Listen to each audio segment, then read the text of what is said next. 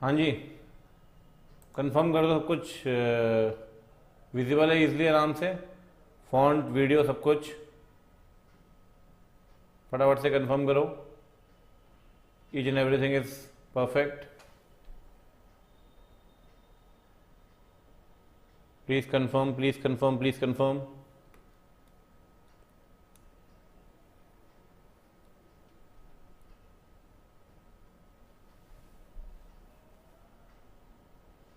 Please confirm.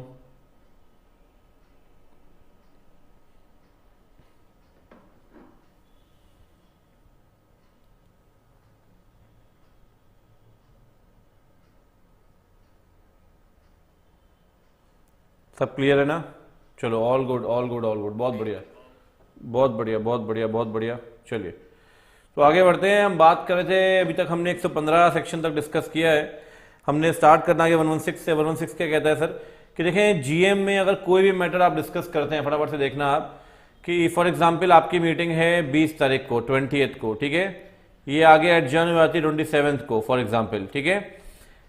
तो in case अगर 20 की मीटिंग 27 को होती है तो जो रिजोल्यूशन पास हुए हैं 27 तारीख को, उसकी इफेक्टिव डेट क्या मानेंगे? ध्यान रखना, जिस दिन रिजोल्यूशन एक्चुअली में पास होगा उसी दिन को मानेंगे वो उसकी इफेक्टिव डेट है। जिस दिन रिजोल्यूशन एक्चुअली में पास होगा, एडजर्न मीटिंग के दिन आप मानेंगे रिजोल्यूशन जो एडजर्न मीटिंग में पास हुआ उसकी जो डेट है वो एडजर्न मीटिंग की होगी, ओरिजिनल मीटिंग की नहीं। आपसे इंस्टीट्यूट एक केस स्टडी बढ़िया बना सकता है यहाँ से 2 नंबर की, और आपसे इंस्टीट्यूट बोलेगा यहाँ पे कि सर आप बताएं इस केस में जो आपकी एडजर्न मीटिंग है उस दिन रिजोल्यूशन के इफेक्टिव डेट मानेंगे या आप मानेंगे जिस दिन आपका जो मीटिंग का ओरिजिनल मीटिंग का दिन था उस दिन। तो क्या बताना है भाई, इफेक्टिव डेट क्या होगी ओरिजिनल मीटिंग का, ठीक है। चलिए, 27 तारीख।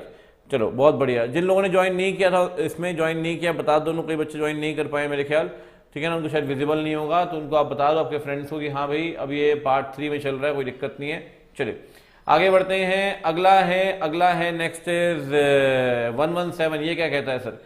117 आपसे पता क्या बोलता है? 117 आपसे कहता है कि सर जो भी रिजोल्यूशन आप फाइल करते हैं, जो एक्सप्लेनेटरी स्टेटमेंट हैं, ये रिजोल्यूशन जिनके लिए उनके सेक्शन में कुछ नहीं बताया गया, वो फाइलिंग होगी 117 के हिसाब से। चाहे वो आपके स्पेशल रिजोल्यूशंस हो, चाहे वो आपके यूनानिमस रिजोल्यूशंस हो, चाहे आपके बोर्ड रिजोल्यूशन हो, चाहे वो कोई एग्रीमेंट हो, इवन चाहे वो वाइंड अप का रिजोल्यूशन हो, जिनके लिए कुछ भी नहीं दिया गया, जिनके लिए अपने सेक्शन में कुछ भी नहीं है, उनके लिए आपको पास करना पड़ेगा, उनके लिए फाइलिंग करनी पड़ेगी 117 में। और 117 में कहता है हर रिजोल्यूशन फाइल होगा 30 दिन के अंदर MGT 14 में। फिर एक बात कह रहा हूं, जिन रिजोल्यूशन की फाइलिंग उनके सेक्शन में दी गई है, जिन ORSR की फाइलिंग दी गई उनके सेक्शंस में, उसके लिए फाइलिंग के लिए यहां आने की जरूरत नहीं है। जहां पर कोई प्रोविजन नहीं है फाइलिंग का, वो फाइलिंग कहां होगी? MGT 14 में 30 दिन के अंदर। क्लियर है? चाहे वो बोर्ड हो, यूनानिमस हो, स्पेशल हो, कैसा भी हो, फाइलिंग होगी MGT 14 में, यहां पे 117 में। हाँ, अगर आप ऐसा नहीं करते तो पेनाल्टी फेस करनी पड़ेगी। पेनाल्टी कितनी है भाई? 1 लाख रुपए प्लस 500 पर डे, मैक्सिमम कितना? 25 लाख रुपए। 1 लाख पर प्लस 500 पर डे, मैक्सिमम कितना? 25 लाख रुपए कंपनी के लिए। ऑफिसर के लिए कितनी पेनाल्टी है सर? ऑफिसर के लिए पेनाल्टी है कि ऑफिसर फेस करेगा penalty 50,000 plus 500 per day, maximum 5 lakh. 50,000 plus 500 per day, maximum 5 lakh रुपए। इतना क्लियर है? चलो आगे बढ़ते हैं। जीएम में कुछ प्रोविजंस बाकी हैं, जैसे कि 118, काफी इंपॉर्टेंट है, मार्क कर लेना इसको। 118 कहता है सर हर कंपनी को मिनट्स बुक बनानी पड़ेगी। जीएम होने के, बीएम होने के, क्रेडिटर्स की मीटिंग होने के। अरे सर हम तो जीएम को चैप्टर पढ़ रहे हैं, यही तो लोचा है। पहले 4 सेक्शंस थे मिनट्स के, पुराने कंपनी जेक में मिनट्स का अलग, जीएम का अलग, इसका अलग, उसका अलग। अब 4 सेक्शन नहीं है, अब सिर्फ एकलौता सेक्शन है, सिर्फ एकलौता सेक्शन। कौन सा? वो है बेटा 118। बोर्ड मीटिंग के मिनट्स की बात करो, जीएम के मिनट्स की बात करो, पोस्टल बैलेट के मिनट्स की बात करो, आपको हर केस में सेक्शन 118 ही मानना पड़ेगा। आपको हर केस में सेक्शन 118 ही मानना पड़ेगा। आपको जीएम के मिनट्स भी यही बनाने हैं, क्रेडिटर्स के मिनट्स भी यही बनाने हैं, मीटिंग के, बोर्ड की मीटिंग के मिनट्स भी यही बनेंगे, और बोर्ड की कमेटी की मीटिंग मिनट्स भी यही बनेंगे। सारे मिनट्स यही बनेंगे। मिनट्स कब बनेंगे? मीटिंग होने के 30 दिन के अंदर मिनट्स को बना भी लो और साइन भी कर लो। The most important point, meeting के मिनट साइन कौन करेगा? जनरल मीटिंग में साइन करेगा, जनरल मीटिंग में साइन करेगा मीटिंग का चेयरमैन या फिर director authorised by board. General meeting की बात कर रहा हूं। जनरल मीटिंग में साइन करेगा मीटिंग का चेयरमैन या director authorised by board. Clear है? क्लियर है? बोर्ड मीटिंग में साइन करेगा मीटिंग का चेयरमैन, इस मीटिंग का या अगली मीटिंग का चेयरमैन।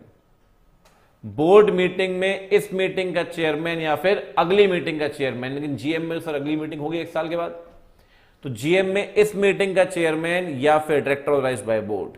अच्छा, अगर पोस्टल बैलेट से रिजोल्यूशन पास किया आपने तो कौन साइन करेगा? अगेन चेयरमैन, ठीक है ना?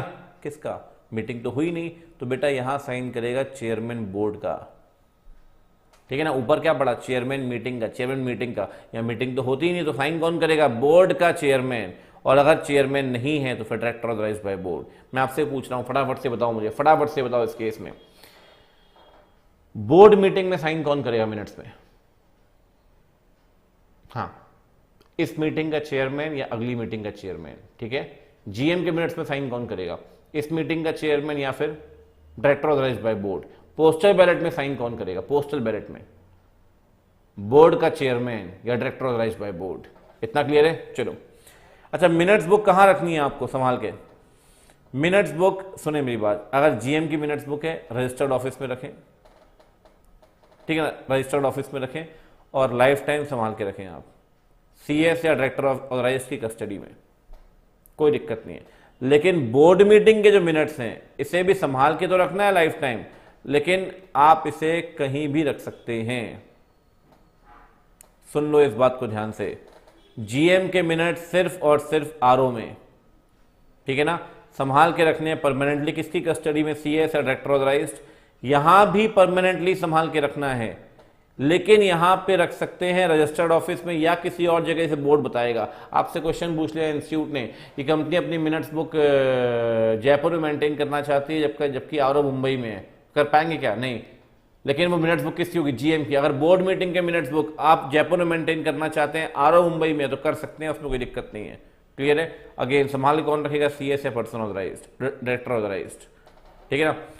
अब ये बताओ, टाइमिंग मैंने आपको बताई, मिनट्स बुक कब तक बनानी है? मीटिंग खत्म होने के 30 दिन के अंदर, ठीक है ना? कौन साइन करेगा मिनट्स बुक में बताओ?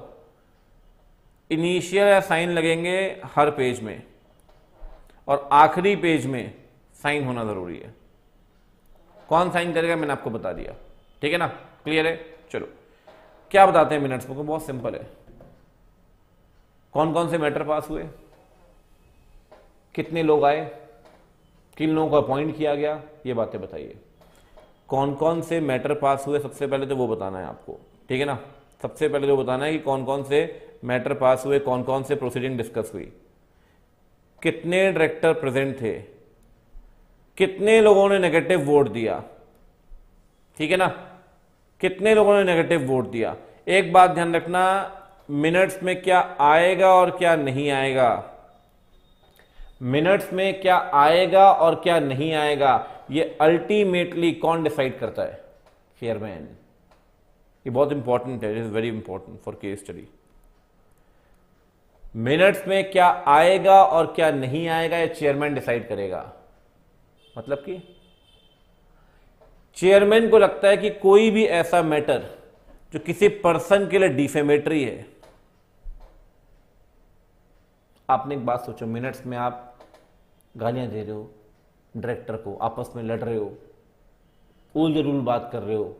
मुकेश अंबानी एक बार जीएम में पहुंच गए किसी छोटी सब्सिडरी कंपनी की, रिलायंस की, शेयर होल्डर हुटिंग कर रहे, कह रहे सर आप पीएम बन जाओ, समोसे तो खिला देते। अब ये बातें लिखेंगे आप? कोई भी ऐसा मैटर जो बेकार है, इररेलेवेंट है, डिफेमेटरी मतलब जिसको बदनाम कर सकता है या कंपनी के इंटरेस्ट के अगेंस्ट है, डेट्रीमेंटल है, वो तीनों मैटर आप बाहर रख सकते हैं। कोई भी मेंबर आपके उस डिसीजन को चैलेंज नहीं कर सकता, कोई भी मेंबर आपके उस डिसीजन को चैलेंज नहीं कर सकता। क्लियर है? कोई भी ऐसा मैटर जो डिफेमेटरी है किसी पर्सन के लिए, बेकार है या कंपनी के इंटरेस्ट के अगेंस्ट है, उस केस में आप उसे जीएम से बाहर रखो, आपको कोई चैलेंज नहीं कर पाएगा। सर अल्टीमेट डिसीजन जो होगा वो चेयरमैन का ही होगा। अल्टीमेट डिसीजन जो होगा वो चेयरमैन का ही होगा कि मीटिंग के मिनट्स में क्या रखना है क्या नहीं रखना, वो चेयरमैन डिसाइड करेगा। इतना क्लियर है? चलिए बढ़िया। हाँ, मैंने आपसे कहा कि जो मिनट्स वगैरह हैं वो बेसिकली सीएस बनाता है, मोटा मोटी बात करें, और जब सीएस उसे बनाएगा तो वो एसएस मानता है। हमारे जो स्टैंडर्ड्स है वो एएस हैं, सीएमए के जो स्टैंडर्ड्स है वो होते हैं सीएएस, ठीक है ना, कॉस्ट अकाउंटिंग स्टैंडर्ड्स, ठीक है। और जो सीएस मानता है वो होते हैं एसएस। कौन इशू करता है? आईसीएसआई, ठीक है। अगर कॉन्ट्रवेंशन हुआ है सेक्शन का, कंपनी ने मिनट्स वगैरह नहीं बनाए, तो उस केस में कंपनी के लिए कितनी पेनाल्टी? 25,000 रुपए। ऑफिसर के लिए कितनी पेनाल्टी होगी? 5,000 रुपए। मिनट्स इस बात का वैलिड एविडेंस है, किस बात का? किस बात का? कि मीटिंग हुई, उसमें प्रोसीडिंग्स हुई हैं, रेजोल्यूशन पास हुए हैं और अपॉइंटमेंट किए गए हैं लोगों के। इस बात का वैलिड एविडेंस है। आप चैलेंज करना चाहें कर सकते हैं सर, लेकिन आप उसे वैलिड एविडेंस मानेंगे मीटिंग के होने का। दूसरी बात, मिनट्स बनाते हुए आपको सेक्रेटरियल स्टैंडर्ड्स मानने पड़ेंगे जो आईसीएसआई ने इशू किए हैं, और कॉन्ट्रवेंशन करने के केस में उस सिचुएशन में पेनाल्टी फेस करनी पड़ेगी। साथ में अगर मिनट्स के साथ टेम्परिंग करते हो आप, टेम्परिंग मतलब एक मेंबर गया इंस्पेक्शन करने के लिए, उसने पेज फाड़ दिया जहां कुछ बातें लिखी थी, खा गया। टेम्परिंग करता है मिनट्स के साथ कोई भी पर्सन, ध्यान रखना, जेल है 2 साल तक की, साथ में फाइन है 25,000 रुपए से लेकर 1 लाख रुपए तक। 25,000 रुपए से लेकर 1 लाख तक फाइन है। इतना क्लियर है? फटाफट से रिकैप करो। पहला क्वेश्चन आपसे, मिनट्स में साइन कौन करता है? बोर्ड मीटिंग के मिनट्स में। फटाफट से आंसर दो मुझे। बोर्ड मीटिंग के मिनट्स में साइन कौन करेगा? बताइए, बोर्ड मीटिंग के मिनट्स में साइन कौन करेगा? है? हाँ ठीक है, इस मीटिंग का चेयरमैन है, अगली मीटिंग का चेयरमैन। जीएम के मिनट्स में साइन कौन करेगा? इस मीटिंग का चेयरमैन या फिर डायरेक्टर ऑथराइज्ड बाय बोर्ड, ठीक है। मिनट्स जीएम के कब तक संभाल के रखोगे आप? Life time. बीएम के मिनट्स लाइफ टाइम। जीएम के मिनट्स कहां संभाल के रखोगे? रजिस्टर्ड ऑफिस में। बीएम के मिनट्स कहीं और भी रख सकते हैं संभाल के। कौन से स्टैंडर्ड्स मानने पड़ेंगे मिनट्स बनाने के लिए? एसएस। टेम्परिंग करने में कितनी पेनाल्टी है? 2 साल तक कीजिए, साथ में फाइन कितना? 25,000 से 1 लाख। कौन से 3 मैटर चेयरमैन बाहर रख सकता है? कौन से 3 मैटर चेयरमैन बाहर रख सकता है? डिफेमेटरी, डेट्रीमेंटल और इररेलेवेंट। बहुत बढ़िया। जो मिनट्स बुक आपने बनाई है ना सर, इसका इंस्पेक्शन हो सकता है 119 के अंदर। इंस्पेक्शन कौन करेगा, कैसे करेगा, कब करेगा? देखो, पहली बात तो मिनट्स बुक को आरओ में रखना है, वो तो मैंने आपको बता दिया। इंस्पेक्शन कर सकते हैं बिजनेस आवर्स के अंदर। आप टाइमिंग फिक्स कर देंगे, भाई इंस्पेक्शन होगा दोपहर के 2 से लेकर शाम के 5 बजे तक। जो टाइम आप रखोगे इंस्पेक्शन उसी दौरान होगा। वो मिनिमम होना चाहिए सर 2 घंटे एक दिन में, उससे कम नहीं होना चाहिए। पर चला आपने कहा इंस्पेक्शन होगा 12 से लेकर 12:15 के बीच में, तो वो थोड़ी हो पाएगा सर। मिनिमम 2 घंटे। साथ में इंस्पेक्शन बिना किसी फीस के करेगा मेंबर, कोई फीस की जरूरत नहीं है इंस्पेक्शन में। अगर कॉपी चाहिए मेंबर को, कहता है सर मिनट्स बुक की कॉपी जरूरत, तो कोई दिक्कत नहीं, आप कॉपी दें, 7 दिन के अंदर आप कॉपी देंगे मेंबर को। अच्छा, कॉपीज के लिए फीस लेंगे क्या? बिल्कुल ले सकते हैं। आर्टिकल के अंदर फीस होगी, वो लेंगे मैक्सिमम 10 रुपए पर पेज। सॉफ्ट कॉपी में फीस नहीं लगेगी। चलो फटाफट से बताओ, इंस्पेक्शन में फीस लगती है क्या? नहीं। कॉपी में फीस लगती है क्या? हार्ड कॉपी में लगेगी सर। कितनी फीस? जितनी आर्टिकल में दी है, मैक्सिमम 10 रुपए पर पेज। सॉफ्ट कॉपी में फीस नहीं लगेगी, ध्यान रखना। साथ में अगर कंपनी आपको इंस्पेक्शन करने नहीं देती या कंपनी आपको कॉपीज प्रोवाइड नहीं करती, तो उस केस में कंपनी के ऊपर पेनाल्टी लगेगी, ऑफिसर के ऊपर पेनाल्टी लगेगी। कंपनी के लिए पेनाल्टी 25,000 रुपये, ऑफिसर के लिए पेनाल्टी 5,000 रुपये। साथ में अगर आपको इंस्पेक्शन करने नहीं मिलता, आपको कॉपीज नहीं मिलती, आप एनसीएलटी के पास जाएं, एनसीएलटी इमीडिएटली कंपनी से बोलेगा सर इनको इंस्पेक्शन करने दो, यानी कॉपीज प्रोवाइड करें। इमीडिएट कंपनी को वैसा करना होगा जैसा एनसीएलटी बोलेगा। इमीडिएट ऑर्डर पास होगा, ध्यान रखना। क्लियर है? ये है 119। ये सेक्शन मुझे काफी इंपॉर्टेंट लगता है। 120 मैंने आपको पढ़ाया था, आपको याद होगा कि लिस्टेड कंपनी और 1000 member debenture holder, security holder जहाँ हैं वहाँ रजिस्टर्स मेंटेन करने पड़ते हैं। रजिस्टर्स वहाँ मेंटेन किस में करते हैं आप? रजिस्टर्स मेंटेन करते हैं इलेक्ट्रॉनिक फॉर्म में। याद करो सेक्शन 120 122 भी आपको पढ़ा चुका हूँ कि ओपीसी में मीटिंग नहीं होती, किस तरीके से रेजोल्यूशन पास होता है। बताओ जरा, ओपीसी में रेजोल्यूशन कैसे पास होता है?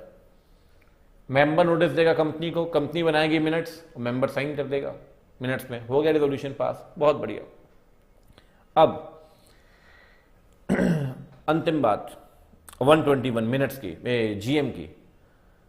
लिस्टेड कंपनी को मिनट्स तो बनाना ही है सर, और मिनट्स को आप आरओ में रखते हैं, लेकिन लिस्टेड कंपनी को, सिर्फ लिस्टेड कंपनी को मिनट्स के साथ साथ एक रिपोर्ट भी बनानी होगी एजीएम को लेकर। उस रिपोर्ट में आप बताएंगे एजीएम कब हुई, कितने बजे, कौन से लोग आए, अपॉइंटमेंट, ये सारी बातें हम बताएंगे, कोरम थी, सब कुछ। मिनट्स को रजिस्टर्ड ऑफिस में आप रखते हैं, लेकिन ये रिपोर्ट जो एजीएम पे बनाएंगे आप, ये आप आरओसी के पास फाइल करोगे मीटिंग होने के 30 दिन के अंदर एमजीटी 15 में। ये जिम्मेदारी सिर्फ किस कंपनी को दी गई है कि उसे रिपोर्ट तैयार करनी होगी। रिपोर्ट बनेगी एमजीटी 15 में और इसे फाइल करना पड़ेगा आरओसी के पास एजीएम के 30 दिन के अंदर। रिपोर्ट में साइन कौन करेगा? अरे वही तीन नलायक, याद करो, 2 director 1 shall be MD plus CS. Report में क्या बताओगे? वही सब सर, किस दिन कब कहाँ एजीएम हुई, कितने मेंबर्स आए एजीएम में, कोरम थी या नहीं, एक्ट वगैरह एसएस माना गया या नहीं, कौन कौन से मैटर डिस्कस हुए, ठीक है ना। ये सारी की सारी बातें आपको रिपोर्ट में बतानी है। फर्क समझ लो, फर्क, मिनट्स को मेंटेन करते हो रजिस्टर्ड ऑफिस में और रिपोर्ट को फाइल करते हैं आरओसी के पास। मिनट्स बनाती है हर कंपनी, रिपोर्ट बनाती है तो लिस्टेड कंपनी, ठीक है ना। क्लियर है? मिनट के लिए स्टैंडर्ड्स हैं एसएस, कोई फॉर्मेट नहीं है। रिपोर्ट के लिए फॉर्मेट है फॉर्म नंबर एमजीटी 15, ठीक है ना। मिनट्स को फाइल नहीं करना पड़ता है, इसको फाइल करना पड़ता है। चलिए, बहुत बढ़िया। मिनट्स में साइन कौन करेगा? जीएम के मिनट्स की बात कर रहा हूं, जीएम के मिनट्स की। इस मीटिंग का चेयरमैन या फिर director authorised by board. Minutes बनते हैं हर जीएम के, फिर बोल रहा हूं, फर्क बता रहा हूं। मिनट्स बनते हैं हर जीएम के, लेकिन बेटा जो रिपोर्ट है वो सिर्फ बनेगी एजीएम की। ईजीएम की रिपोर्ट नहीं बनती, ध्यान रखना। बोर्ड मीटिंग का तो सवाल ही पैदा नहीं होता। इतना क्लियर है? बधाई हो, बधाई हो, बधाई हो। जनरल मीटिंग चैप्टर कंप्लीट कर लिया है हमने, ठीक है ना। जनरल मीटिंग चैप्टर कंप्लीट कर लिया है हमने। आगे बढ़ते हैं, स्टार्ट करते हैं डिविडेंड से। डिविडेंड क्या कहता है देखें। सेक्शन डिस्कस करने 123 से लेकर 127 तक क्या कहते हैं सुने जरा आप। 123 declaration of payment of dividend. कोई भी कंपनी डिविडेंड कहां से देगी? या तो करंट ईयर प्रॉफिट से, या पास्ट ईयर प्रॉफिट से, या दोनों से। और कई बार सरकार आपको गारंटी देती है, कई बार सरकार आपको गारंटी देती है, उस गारंटी के तहत अगर पैसा आपको मिला है, उस गारंटी के तहत अगर पैसा आपको मिला है, तो फिर उस पैसे से भी आप डिविडेंड दे सकते हैं।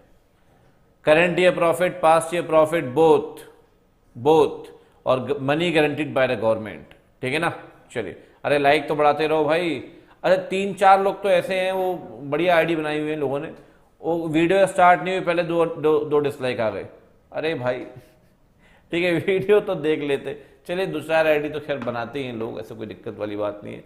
आपके डिसलाइक करने से कोई दिक्कत नहीं है, बच्चों को बड़ा प्यार है, ऐसी कोई दिक्कत वाली बात नहीं है, ठीक है। हाँ यार, जब पुरानी मैराथन में 5-5 लाख व्यू चले गए तो मुझे 2-4-5 डिसलाइक से फ़र्क नहीं पड़ता, ठीक है। आपका प्यार, आपके लाइक मेरे साथ है, आप मेरे साथ जुड़े हो, उसको कोई टेंशन वाली बात ही नहीं। चलिए, बहुत बढ़िया। तो आगे बढ़ते हैं बेटा, 123 स्टार्ट करते हैं। देखो, एक बच्चा फिर डिसलाइक कर रहा है, बहुत ही बढ़िया, बहुत ही शानदार, ठीक है। बहुत, मैं तो कह रहा हूं करो सर, कोई फर्क नहीं पड़ता, ठीक है। 123 क्या बोलता है देखें। सोर्सेज में कहां से डिविडेंड दोगे आप? Current year profit, past year profit, both. जो मनी गारंटी दी है गवर्नमेंट ने, उसके तहत जो पैसा आएगा वहां से, ठीक है। दूसरी बात, डिविडेंड देने के लिए, डिविडेंड आप देते हैं फ्री रिजर्व से, डिविडेंड आप देते हैं फ्री रिजर्व से। तो सर प्रॉफिट का जो पार्ट आप फ्री रिजर्व में ट्रांसफर करेंगे, वहां से डिविडेंड जाएगा। लेकिन रिजर्व में ट्रांसफर करना मैंडेटरी नहीं है बेटा, रिजर्व में ट्रांसफर करना मैंडेटरी नहीं है। जितना अमाउंट बोर्ड को ठीक लगता है उतना पैसा बोर्ड ट्रांसफर कर सकता है रिजर्व में। अगर बोर्ड को लगता है अमाउंट ट्रांसफर नहीं करना तो बोर्ड नहीं करेगा, उसमें कोई दिक्कत नहीं है। It is not mandatory in the part of the board to transfer the amount to free reserve. वो आपके ऊपर डिपेंड करता है, आप करना चाहें तो करें, नहीं करना चाहें तो ना करें, कोई दिक्कत नहीं है। ठीक है, पहली बार डिविडेंड कहां से आएगा, फटाफट से बोलो। Current year profit, past year profit, both, या मनी जो पैसा कौन देगा, सरकार देगी। ठीक है, रिजर्व में पैसा ट्रांसफर करना है, कितना पैसा, जितना बोर्ड को ठीक लगता है। सबसे इंपॉर्टेंट इस सेक्शन में बात, एब्सेंस ऑफ प्रॉफिट और नो प्रॉफिट के केस में, मतलब प्रॉफिट या तो है ही नहीं या प्रॉफिट है लेकिन कम है, आप डिविडेंड देना चाहते हैं, सरकार कह रही है पैसा है नहीं आपके पास, आपको डिविडेंड बांटना है, मतलब खुद का घर संभाल नहीं रहा, लोगों को पैसा बांट रहे हो आप, उस केस में आपको 4 कंडीशन पूरी करनी पड़ेगी। 4 कंडीशन कौन कौन सी, पिछले 3 साल का जो एवरेज रेट होगा 12, 15, 18, कितना हो गया एवरेज, 15%, उससे ज्यादा डिविडेंड इस साल नहीं दे सकते आप। दूसरा, लॉसेस के केस में अगर रिजर्व से डिविडेंड बांटोगे तो इक्विटी शेयर होल्डर को डिविडेंड देने से पहले करंट ईयर लॉस को सेट ऑफ करना पड़ेगा। पहला पॉइंट क्या था, पहला पॉइंट था कि मैक्सिमम रेट क्या होगा डिविडेंड का, एवरेज रेट पिछले 3 साल का। इक्विटी शेयर होल्डर को डिविडेंड बांटने से पहले, इक्विटी शेयर होल्डर को डिविडेंड बांटने से पहले करंट ईयर लॉस को सेट ऑफ करें आप। मैक्सिमम जो पैसा निकाल सकते हैं आप, विड्रॉ कर सकते हैं रिजर्व से, वो होगा 1/10 of capital plus free reserve. 1/10 of capital plus free reserve, उससे ऊपर पैसा विड्रॉ नहीं कर सकते आप। और पैसा विड्रॉ कर लिया तो उसके पास उसके बाद कितना पैसा बचना चाहिए, minimum 15% of share capital. 4 point है सर, 4 पॉइंट सबको लिखना है, 4 पॉइंट, एक एक पॉइंट तो सभी लिखो। पहला फटाफट से, हाँ, डिविडेंड का रेट पिछले 3 साल के रेट से ऊपर नहीं हो सकता। इक्विटी शेयर होल्डर को डिविडेंड देने से पहले करंट ईयर लॉस को सेट ऑफ करोगे आप। तीसरा, मैक्सिमम विड्रॉल करोगे 1/10 of capital plus free reserve, और विड्रॉ करने के बाद जो पैसा बचेगा सर, वो पैसा कितना बचना चाहिए, 15%, किसका, कैपिटल का। तो पैसा रिजर्व में बचा ना, वहां रिजर्व नहीं आएगा, वहां सिर्फ कैपिटल आएगी। 15% में सिर्फ कैपिटल है, 10% में दोनों है। ठीक है, सेम सिचुएशन इंटरिम डिविडेंड के साथ है। अगर इंटरिम डिविडेंड साल के बीच में बांट रहे और पिछले क्वार्टर तक लॉस हुआ है आपको, अगर पिछले क्वार्टर तक आपको लॉस हुआ है तो इंटरिम डिविडेंड का रेट भी पिछले 3 साल के एवरेज रेट से ज्यादा नहीं हो सकता, अगर पिछले क्वार्टर तक आपको लॉस हुआ है तब। और डिविडेंड जब आप डिक्लेयर करेंगे तो 5 दिन के अंदर डिविडेंड का पैसा आप ट्रांसफर कर दें, कहां पे, सेपरेट बैंक अकाउंट में। 5 दिन के अंदर पैसा ट्रांसफर कर दें सेपरेट बैंक अकाउंट में, सेपरेट बैंक अकाउंट में। डिविडेंड किसको देंगे सर, या तो मेंबर को, या उसके कहने पर किसी और को, या उसके बैंकर को। बैंकर में ही आता है, हमारा भी बैंक के पास ही आता है, बेसिकली ऑथराइज कर रखा है, ईसीएस होता है, वहीं पे आता है। डिविडेंड कैसे देंगे, कैश दे सकते हैं, चेक दे सकते हैं, इलेक्ट्रॉनिक मोड दे सकते हैं, या अगर मेंबर कहता है आज डिविडेंड नहीं चाहिए, वारंट दे दो। वारंट इस बात का सबूत है कि आपका डिविडेंड बनता है और आपने रिसीव नहीं किया, आपको वारंट मिल जाएगा। जब कभी आपको पैसे की जरूरत होगी तो वारंट को सरेंडर करें, आपको डिविडेंड मिल जाएगा। चारों ऑप्शन आपके पास है, कैश, चेक, ई मोड और वारंट। इतना क्लियर है भाई, चलिए बहुत बढ़िया, आगे बढ़ते हैं सर। 124 क्या कहता है, सुनो ध्यान से, ये थोड़ा सा लेंदी प्रोविजन है 124। ठीक है, देखना, 30 दिन के अंदर आपको डिविडेंड पे करना है। अगर 30 दिन के अंदर डिविडेंड पे नहीं हुआ, अगर नहीं हुआ तो अगले 7 दिन में, सुन लो मेरी बात ध्यान से, अगले 7 दिन में पैसा ट्रांसफर हो जाना चाहिए अनपेड डिविडेंड अकाउंट में।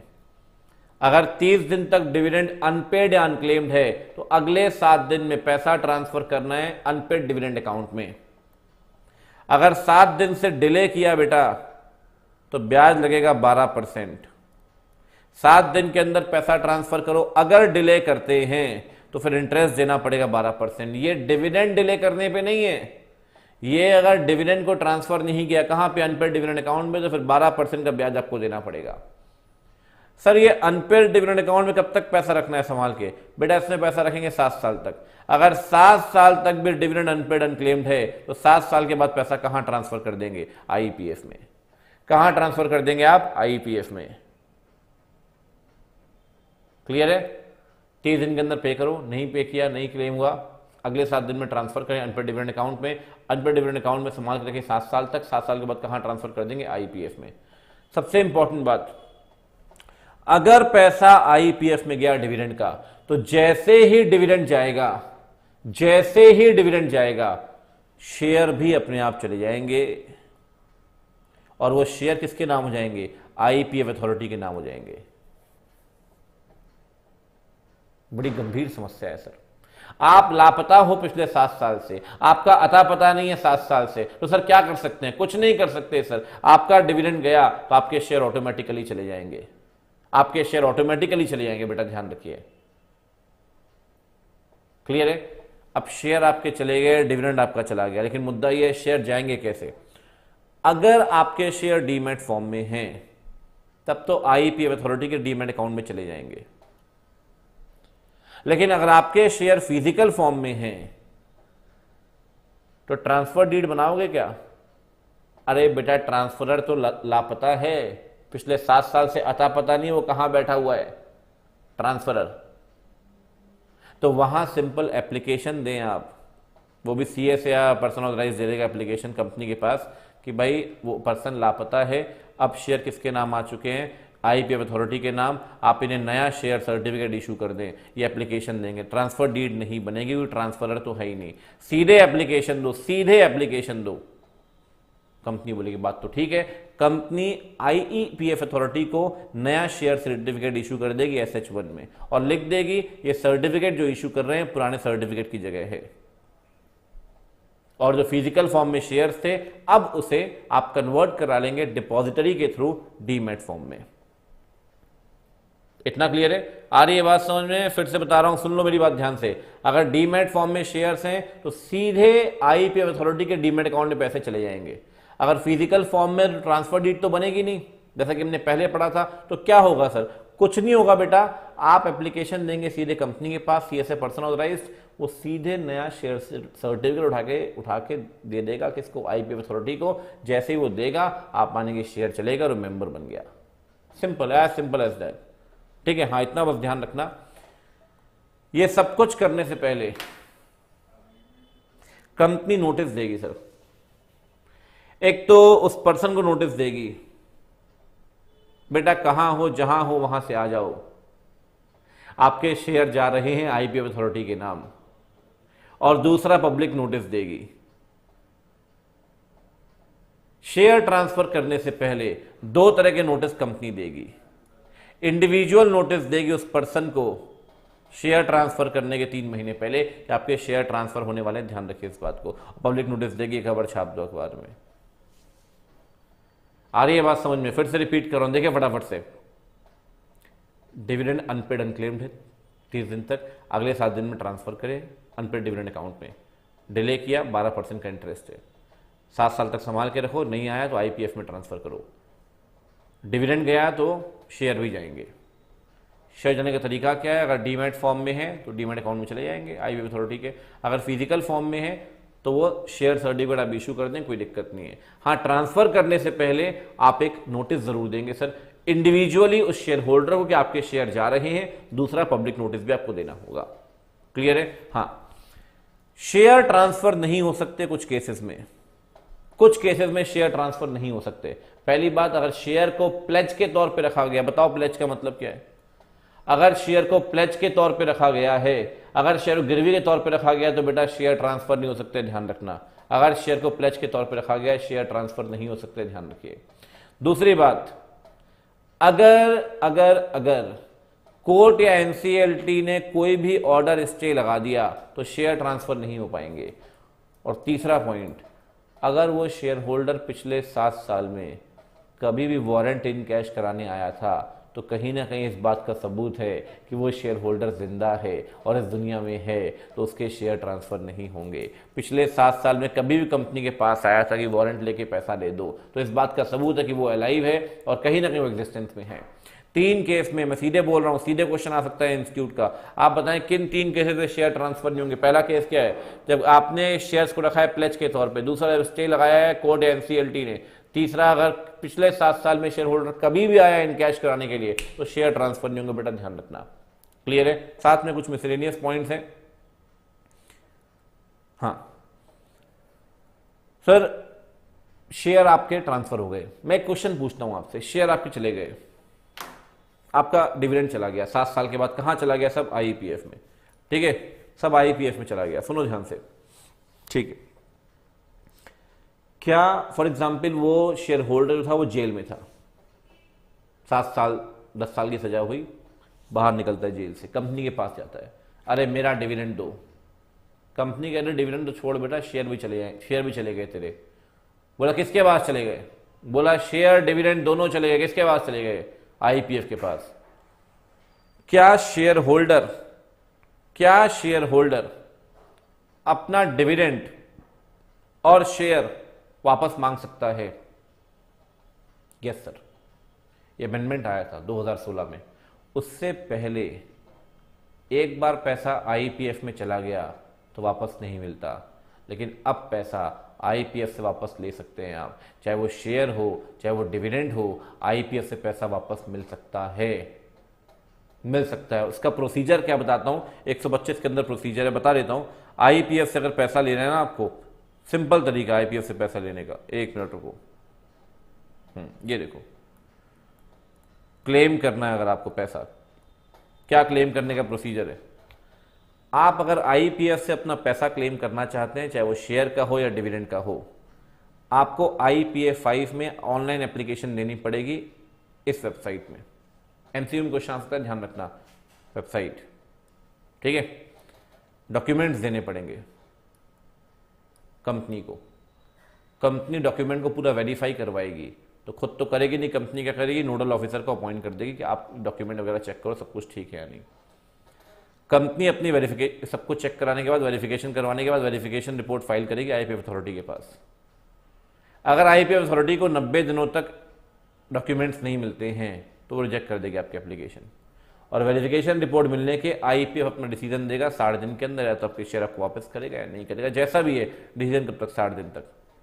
और अगर सेटिस्फाइड है तो आपको रिफंड कर देगा। तो प्रोसीजर क्या हुआ, जरा फटाफट से बताओ प्रोसीजर क्या हुआ। प्रोसीजर ये हुआ सर कि सबसे पहले शेयर होल्डर किसके पास जाएगा, शेयर होल्डर जाएगा कंपनी के पास कि सर ये मेरे डॉक्स हैं, मुझे मेरा पैसा वापस कर दो। कंपनी क्या करेगी सर, कंपनी अपॉइंट करेगी नोडल ऑफिसर को कि भाई ये कागजात दे रहा है, सही भी है या नहीं। तो नोडल ऑफिसर क्या करेगा, नोडल ऑफिसर देगा कंपनी को वेरिफिकेशन रिपोर्ट कि हाँ इसके कागजात ठीक है। फिर कंपनी क्या करेगी, इस वेरिफिकेशन रिपोर्ट कंपनी फाइल करेगी किसके पास, अथॉरिटी के पास, और आईपीएफ अथॉरिटी अगले 60 दिन में अपना डिसीजन देगी, या तो रिफंड कर देगी या विल नॉट रिफंड। वो जैसा भी आईपीएफ अथॉरिटी को ठीक लगता है वो कर सकती है। पैसा वापस ला सकते हो आईपीएफ से, इतना जरूर ध्यान रखना। पहले पैसा नहीं मिलता था, आज पैसा मिलता है। एप्लीकेशन देनी पड़ेगी, वो भी ऑनलाइन आईपीएफ 5 में, लेकिन कागजात सरकार के पास नहीं, कंपनी के पास। कंपनी को बस सारा बर्डन डाल दिया, सरकार छुट्टी फ्री हो गई। सरकार कह रही है हमें तो टेंशन ही नहीं है यार, आप सारा काम देखो, हमारे पास तो बस ऑनलाइन एप्लीकेशन दो, आप नोडल ऑफिसर भी आप अपॉइंट करो, वेरिफिकेशन भी आप करवाओ, वेरिफिकेशन हमारे पास, रिपोर्ट फाइल कर देना। सारा टेंशन कंपनी के ऊपर डाल दिया, सरकार फ्री है, टेंशन फ्री, कोई दिक्कत नहीं है, ठीक है ना। अच्छा, तो एक बात बताएं आप, जब तक आपके शेयर आईईपीएफ अथॉरिटी के पास जमा हैं तब तक क्या होगा सर, आप जेल में बैठे हो, 8 साल हो गए, शेयर चले गए, डिविडेंड चला गया, तब तक क्या होगा, तब तक कुछ नहीं होगा। आईईपीएफ अथॉरिटी को वोटिंग राइट नहीं मिलेंगे, तब तक नहीं मिलेंगे, लेकिन बोनस शेयर मिलेंगे। बड़ा बड़ा डिफरेंशिएशन किया है, ध्यान रखना, राइट शेयर नहीं मिलेंगे लेकिन डिविडेंड मिलेगा। तो डिविडेंड तो इकट्ठा हो रहा होगा ना सर, बोनस भी इकट्ठा हो रहा होगा। ये तो राइट है ना सर, ये भी राइट है, ये नहीं मिलेगा सर, क्योंकि वो पर्सन तो जेल के अंदर बैठा है। ये आईपीएफ अथॉरिटी को नहीं मिलेगा, लेकिन ये तो कहीं ना कहीं उसके लिए एसेट है, उसकी कहीं ना कहीं उसके लिए बेनिफिट है, तो बोनस भी मिल जाएगा और डिविडेंड भी मिल जाएगा। ये ध्यान रखना, ये ध्यान रखना, कहीं पर लिख लेना आप, ये ध्यान रखना। वोटिंग राइट नहीं मिलेगा, राइट शेयर का ऑफर नहीं मिलेगा, लेकिन बोनस मिलेगा और डिविडेंड भी मिलेगा। बोनस शेयर भी मिलेगा और डिविडेंड भी आपको मिलेगा। इतना क्लियर है? चलिए बढ़िया। हाँ,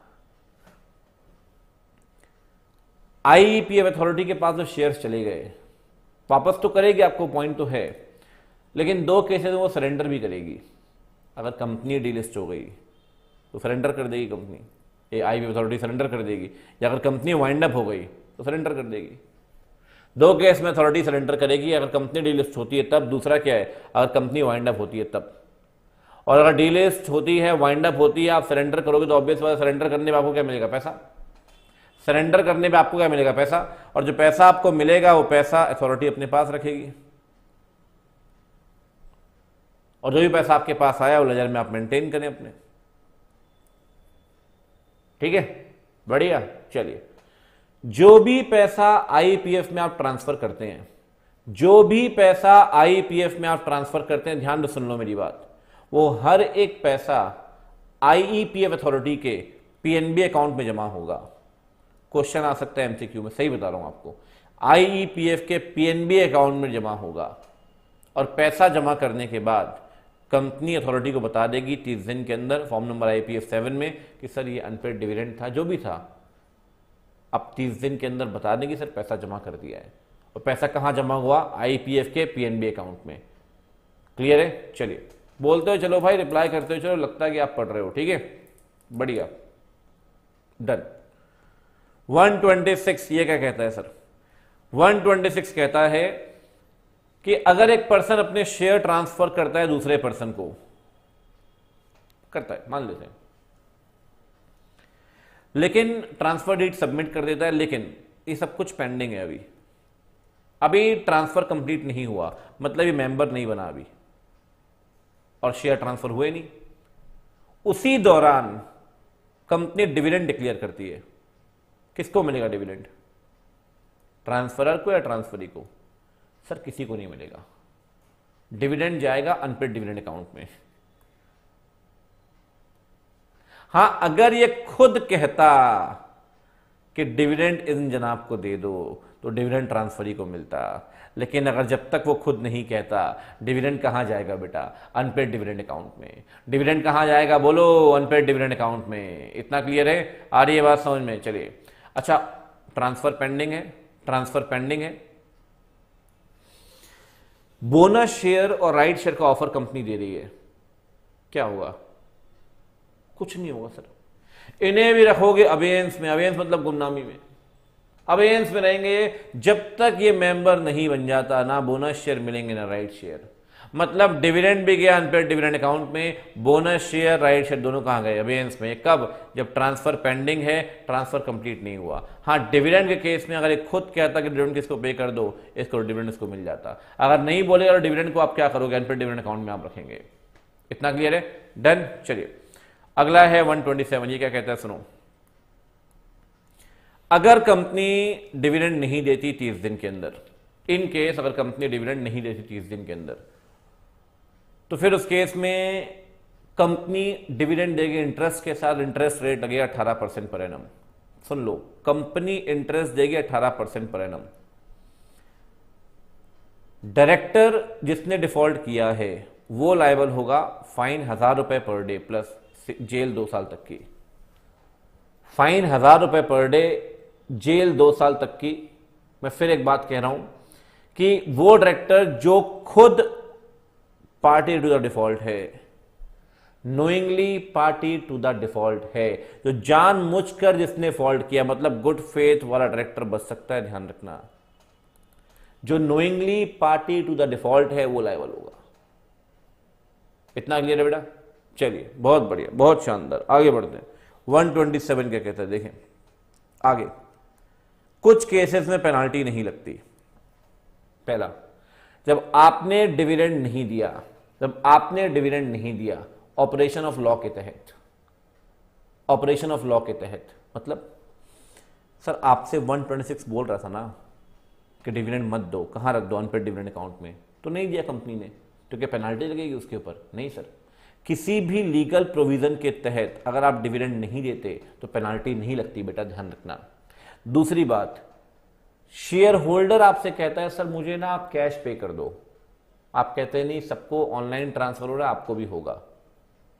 आपने अपनी बात बता दी, आपकी बात नहीं मानी जाएगी शेयर होल्डर की, आपने बता दिया, तो सर अगर शेयर होल्डर आपसे कहता है कोई डायरेक्शन, आप उसे नहीं मानते और बात बता देते हैं, तो भले ही 30 दिन निकल गए इन सब चीज़ों में, आपने डिविडेंड नहीं दिया, तो उसके लिए आप लायबल नहीं हो सर, आप लायबल नहीं हो। आप सबको ऑनलाइन ट्रांसफर करो, शेयर होल्डर कह रहा है कैश भेज, तो आप कह रहे कैश तो नहीं हो पाएगा, इन सब कम्युनिकेशन में 35 दिन हो गए, तो आप थोड़ी लायबल हैं सर। अगर डिविडेंड को लेकर डिस्प्यूट है, एक पर्सन था, डेथ हो गई, 5 बेटे हैं उसके, वो आपस में लड़ रहे हैं किसको मिलेंगे शेयर, अभी तो शेयर का राइट ही नहीं आया सर। अब जब शेयर किसके होंगे ये नहीं पता, तो डिविडेंड किसका होगा कैसे डिसाइड करोगे आप। तो उस केस में अगर कोर्ट में केस चल रहा है 7 साल तक चलता रहे, 6 साल तक चलता रहे, कोई दिक्कत नहीं है। 7 साल तक तो फिर आपको ट्रांसफर करना पड़ेगा, कहाँ पे, अनपेड डिविडेंड अकाउंट, इसमें IPF में। लेकिन हाँ, अगर आपने 30 दिन तक डिविडेंड नहीं दिया तो कोई पेनाल्टी फेस करने की जरूरत नहीं इन केस ऑफ डिस्प्यूट। अगर आपको शेयर होल्डर से कोई पैसा लेना था अलग से, उसे डिविडेंड से एडजस्ट कर लिया और डिविडेंड नहीं दिया, तो कोई दिक्कत नहीं है सर, लॉफुल एडजस्टमेंट चलेगा, सेट ऑफ चलेगा, सेट ऑफ चलेगा। 4 केसेस में पेनाल्टी नहीं लगेगी अभी तक। जब डिविडेंड नहीं दिया bye operation of law, dividend नहीं दिया bye operation of law. Second, जब शेयर होल्डर के डायरेक्शंस को आप नहीं मान रहे हो और आपने इस बात को बता भी दिया शेयर होल्डर को। तीसरा, in case of dispute. Fourth, अगर शेयर होल्डर से पैसा मिलना था, आपने लॉफुली एडजस्ट कर लिया, तो कोई दिक्कत वाली बात नहीं है। और 5वां पॉइंट, अगर आप पैसा नहीं दे पाए जिसमें आपका कोई फॉल्ट नहीं है सर, कंपनी का फॉल्ट नहीं है, कंपनी का फॉल्ट नहीं है, आपने पैसा ट्रांसफर किया, उसका अकाउंट बंद हो गया, आपका फॉल्ट है क्या? आपने डिविडेंड वारंट पोस्ट किया, लॉस्ट इन ट्रांजिट हो गया, आपका फॉल्ट है क्या? नहीं सर, फॉल्ट नहीं है, बिल्कुल भी फॉल्ट नहीं है। इतना क्लियर है? चलिए, इन सारे केसेस में पेनाल्टी एप्लीकेबल नहीं होगी। डन। देखो, IPF के कुछ प्रोविजन से बता देता हूं आपको, ज़्यादा टाइम लगेगा नहीं इसमें, ठीक है, बता देता हूं IPF के प्रोविजंस क्या हैं। पहली बात तो बेटा, IPF को मैनेज करती है IPF अथॉरिटी, जिसे बनाती है भारत सरकार। IPF का जो चेयरपर्सन कौन बनेगा? जो MCA का सेक्रेटरी होगा। साथ में IPF में 6 मेंबर होंगे, सुनते जाना ध्यान से, 6 मेंबर होंगे IPF में। एक डायरेक्टर RBI नॉमिनेट करेगी और एक सेबी, ये तो हो गए 2 लोग। एक RBI नॉमिनेट करेगी और एक सेबी नॉमिनेट करेगी, और 4 एक्सपर्ट रखने पड़ेंगे आपको। 2 डायरेक्टर होंगे, 4 एक्सपर्ट होंगे। एक्सपर्ट किस फील्ड के? ईच, मतलब एक फाइनेंस का, एक अकाउंटेंसी का, एक मैनेजमेंट का, एक लॉ का। एक्सपीरियंस कितना चाहिए? कम से कम 15 साल का। 15 साल का एक्सपीरियंस चाहिए मिनिमम आपको, फाइनेंस, अकाउंटेंसी, मैनेजमेंट। लॉ ऐसा नहीं 4 लॉ के भर लिए, एक लॉ का, एक मैनेजमेंट का, एक अकाउंटेंसी का, एक फाइनेंस का। 15 साल के एक्सपीरियंस के साथ आपको रखना पड़ेगा उसको, ठीक है ना। 6 लोग होंगे, एक चेयरपर्सन होगा और एक CEO होगा। CEO को अपॉइंट कौन करेगा? CG। क्लियर है? MCA का जो सेक्रेटरी है वो उसका चेयरपर्सन होगा, पहली बात ध्यान रखें। दूसरी बात, 6 लोग होंगे, एक डायरेक्टर सेबी का, एक RBI का, 4 एक्सपर्ट 15 साल के एक्सपीरियंस के साथ, और CEO को अपॉइंट करेगी CG। मेंबर मैक्सिमम अपॉइंट होगा एक बार में 3 साल तक, हर टर्म के बाद 3 साल का कूलिंग पीरियड। याद है कूलिंग पीरियड? बहुत बढ़िया। रीअपॉइंटमेंट होगा बेटा, हो सकता है सर, क्यों नहीं हो सकता। मैक्सिमम टर्म कितने सर्व करेगा? 3 टर्म। मैक्सिमम एज कितनी होगी? 65 साल। मतलब बेटा ये कैसे होगा? देखो, इसका बताता हूं मैं आपको, 1 सेकेंड लूंगा बस। देखिए,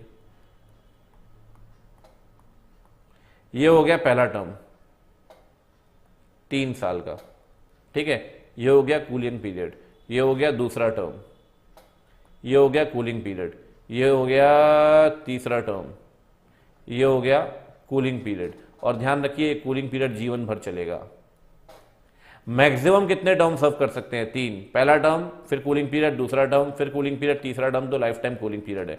हर बार टर्म कितना होगा? 3-3 साल का। कूलिंग पीरियड कितना होगा? 3-3 साल का। इतना क्लियर है?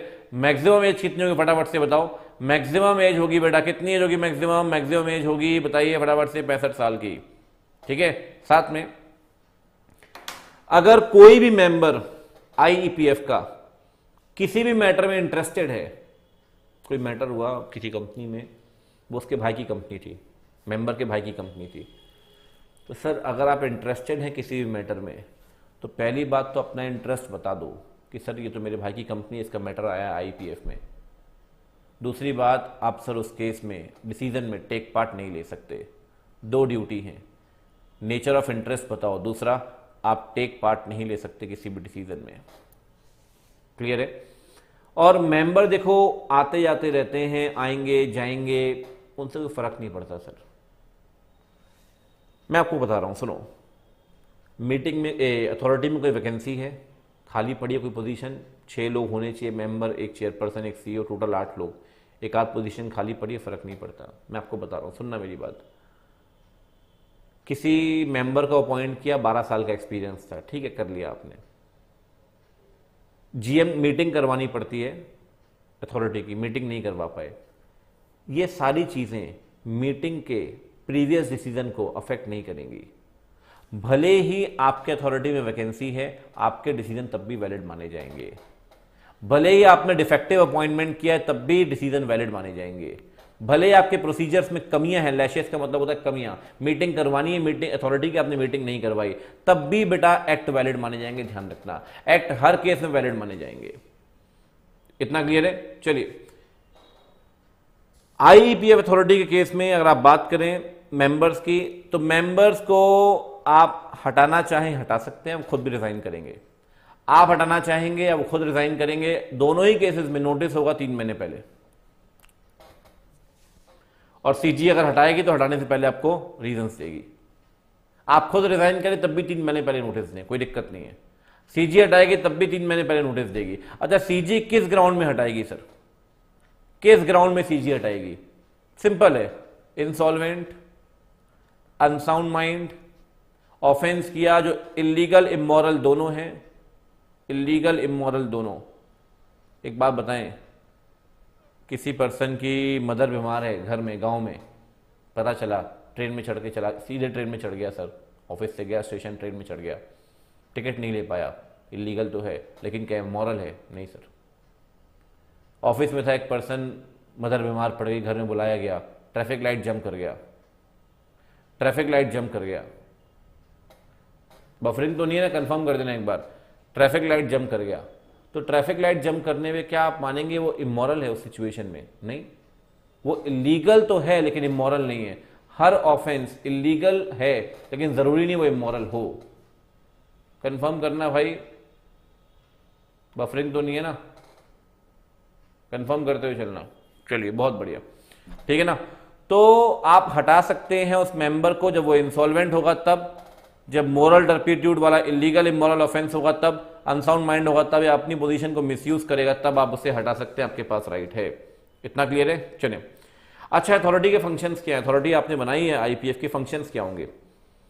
इस फंड को आईपीएफ को मैनेज अथॉरिटी करती है, छोटी छोटी कमिटीज बनाएंगी अपने फंक्शंस को परफॉर्म करवाने के लिए। जनरल मैनेजमेंट सीईओ के पास होगा और फंड मैनेजमेंट वगैरह वो आउटसोर्स कर सकती है, फाइनेंसिंग कंपनीज को बोलेगी सर आप स्पेशलिस्ट हैं, आप ये काम करें, उसके पास ये भी राइट है। साथ में अथॉरिटी की मीटिंग होगी सर, न्यू दिल्ली में या किसी और जगह हो सकती है, चेयरपर्सन से पूछना पड़ेगा। अथॉरिटी की मीटिंग क्वार्टर में कम से कम 1 होनी चाहिए और फाइनेंशियल ईयर में कम से कम 4। 2 मीटिंग का मैक्सिमम गैप 120 दिन होना जरूरी है, मैक्सिमम गैप। क्वार्टर में 1 जरूरी है, साल में 4 जरूरी है, मैक्सिमम गैप कितना होना चाहिए? 120 दिन। क्लियर है? साथ में मीटिंग का चेयरमैन कौन होगा? जो अथॉरिटी का चेयरमैन है वही मीटिंग का चेयरमैन होगा। अगर अथॉरिटी का कोई भी चेयरमैन नहीं है उस टाइम में, डेथ हो गई, इंसॉल्वेंट, ऐसा कुछ भी, तो मेंबर्स अपने में से ही किसी एक को चेयरमैन अपॉइंट कर लेंगे मीटिंग का। ये तो ऐसा हो गया जैसे जीएम में होता है, ठीक बात है। अप्रूवल यहां कोई एसआर वैसार नहीं होता, सिंपल मेजोरिटी अप्रूवल चाहिए, मेजोरिटी अप्रूवल, ठीक है ना। दूसरी बात, कोरम। कोरम अथॉरिटी की मीटिंग है तो कोरम होगी मोर देन 50% मेंबर से, और कमेटी की मीटिंग है तो कोरम बनेगी 2 मेंबर से। इतना क्लियर है? फटाफट से बताओ, आप हटा सकते हैं क्या मेंबर को? कितने महीने पहले नोटिस देंगे? हाँ, ठीक है। किस ग्राउंड पे हटाओगे? Insolvency, unsound mind, misuse of position, ठीक है। चले, मीटिंग कितनी होनी चाहिए क्वार्टर में? 1। साल में कितनी? 4। मैक्सिमम गैप कितना? 120 दिन। कौन बनेगा मीटिंग का चेयरमैन? जो अथॉरिटी का चेयरमैन होगा वही मीटिंग का चेयरमैन होगा। अगर नहीं है तो फिर मेंबर्स अपने में से किसी एक को चेयरमैन अपॉइंट कर लेंगे, ठीक है ना। चलिए, बढ़िया। अगला है सेक्शन 125, इसी में आईपीएफ में बस 2-3 चीजें बाकी है। आईपीएफ में पैसा कहां कहां से आएगा और कहां कहां जाएगा, फटाफट से बताओ। आईपीएफ में पैसा कहां कहां से आएगा? पहले सुन लो मेरी बात। पुराना भी आईपीएफ था, पुराने कंपनीज एक्ट में, जो पैसा वहां पड़ा था वो यहां आ जाएगा। पुराना भी अनपेड डिविडेंड अकाउंट था, जो पैसा वहां पड़ा था वो यहां आ जाएगा। सरकार डोनेशन देती है सर आईपीएफ के लिए, वो पैसा आएगा। ग्रांट वगैरह मिलती है, वो पैसा आएगा। साथ में unpaid dividend, application money, redemption of debenture, payment of interest on debenture, repayment of deposit, payment of interest on deposit, redemption of preference share, ये सारे अमाउंट 7 ईयर्स तक वेट करो पर्सन एंटाइटल्ड का। अगर 7 साल तक नहीं आया तो 7 साल के बाद कहां ट्रांसफर कर देंगे आप? आईपीएफ में। कौन कौन से? डिविडेंड, प्रेफरेंस शेयर का रिडेम्पशन, डिवेंचर का रिडेम्पशन, डिपॉजिट की repayment, interest on debenture, interest on deposit, application money, ये सारे के सारे पैसे कहां ट्रांसफर करने हैं? 7 साल के बाद आईपीएफ में। साथ में एक सेक्शन था, वो हट गया है आपके सिलेबस से, कि अगर आप फेक नेम से अप्लाई करते हैं या मल्टीपल नाम से अप्लाई करते हैं, फेक एप्लीकेशन देते हैं और आप पकड़े गए, तो उस केस में आपका पैसा जब्त कर लेगी कंपनी। और सारा पैसा कहां ट्रांसफर करेगी? आईपीएफ में। सारा पैसा कहां ट्रांसफर करेगी? आईपीएफ में। अच्छा, आईपीएफ से पैसा जाएगा कहां पे? कहां जाएगा? मैंने एक बताया, आप रिफंड ले सकते हैं। याद करो, रिफंड किस फॉर्म में एप्लीकेशन दोगे? आईपीएफ 5 में। किस वेबसाइट में? IPF.gov.in, यही है ना? हाँ, बहुत बढ़िया। तो आईपीएफ से पैसा कहां कहां जाएगा? एक तो रिफंड करने के काम आएगा, सबसे इंपॉर्टेंट जो नाम में है, investor education and promotion fund, ठीक है? तो promotion of investor awareness, protection fund, sorry, ठीक है ना, प्रमोशन ऑफ इन्वेस्टर अवेयरनेस, ठीक है। साथ में एक पॉइंट समझना, 2 पॉइंट समझना बड़े इंपॉर्टेंट है।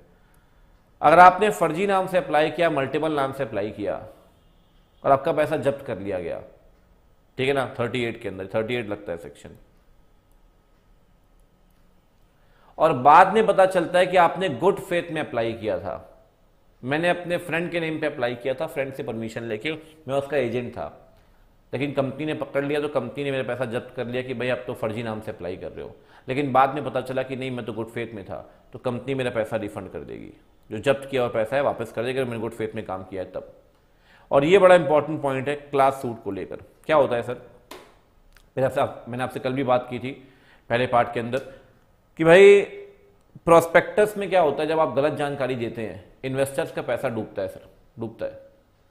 अब 1000 इन्वेस्टर्स का पैसा डूब गया, तो 1000 इन्वेस्टर 1000 केस फाइल करें, इससे बेहतर क्या है कि 1000 इन्वेस्टर मिलके एक केस फाइल करें, उसे आप बोलते हैं क्लास सूट। सरकार कहती है क्लास सूट आप फाइल करते हैं, टेंशन मत लेना भाई, क्लास सूट में टेंशन बिल्कुल मत लेना। अगर क्लास सूट आप करोगे कंपनी के ऊपर, तो पैसे सरकार देगी यहां से, आईपीएफ से। करो बढ़िया से बढ़िया वकील, हम आपको पैसा देंगे आईपीएफ से, तो क्लास सूट काम आएगा पब्लिक इंटरेस्ट में। तो आईपीएफ का पैसा भी कहां काम आएगा? पब्लिक इंटरेस्ट में। इतना क्लियर है? बहुत बढ़िया।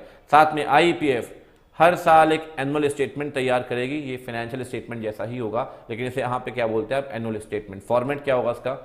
सीजी बताएगी, सीएनडीजी से कंसल्ट करके। तो एनुअल स्टेटमेंट बनाओ, ऑडिट करवाओ सीएनडीजी से आप। सीएनडीजी के पास सेम राइट्स होंगे जो राइट्स होते हैं गवर्नमेंट अकाउंट्स को लेकर।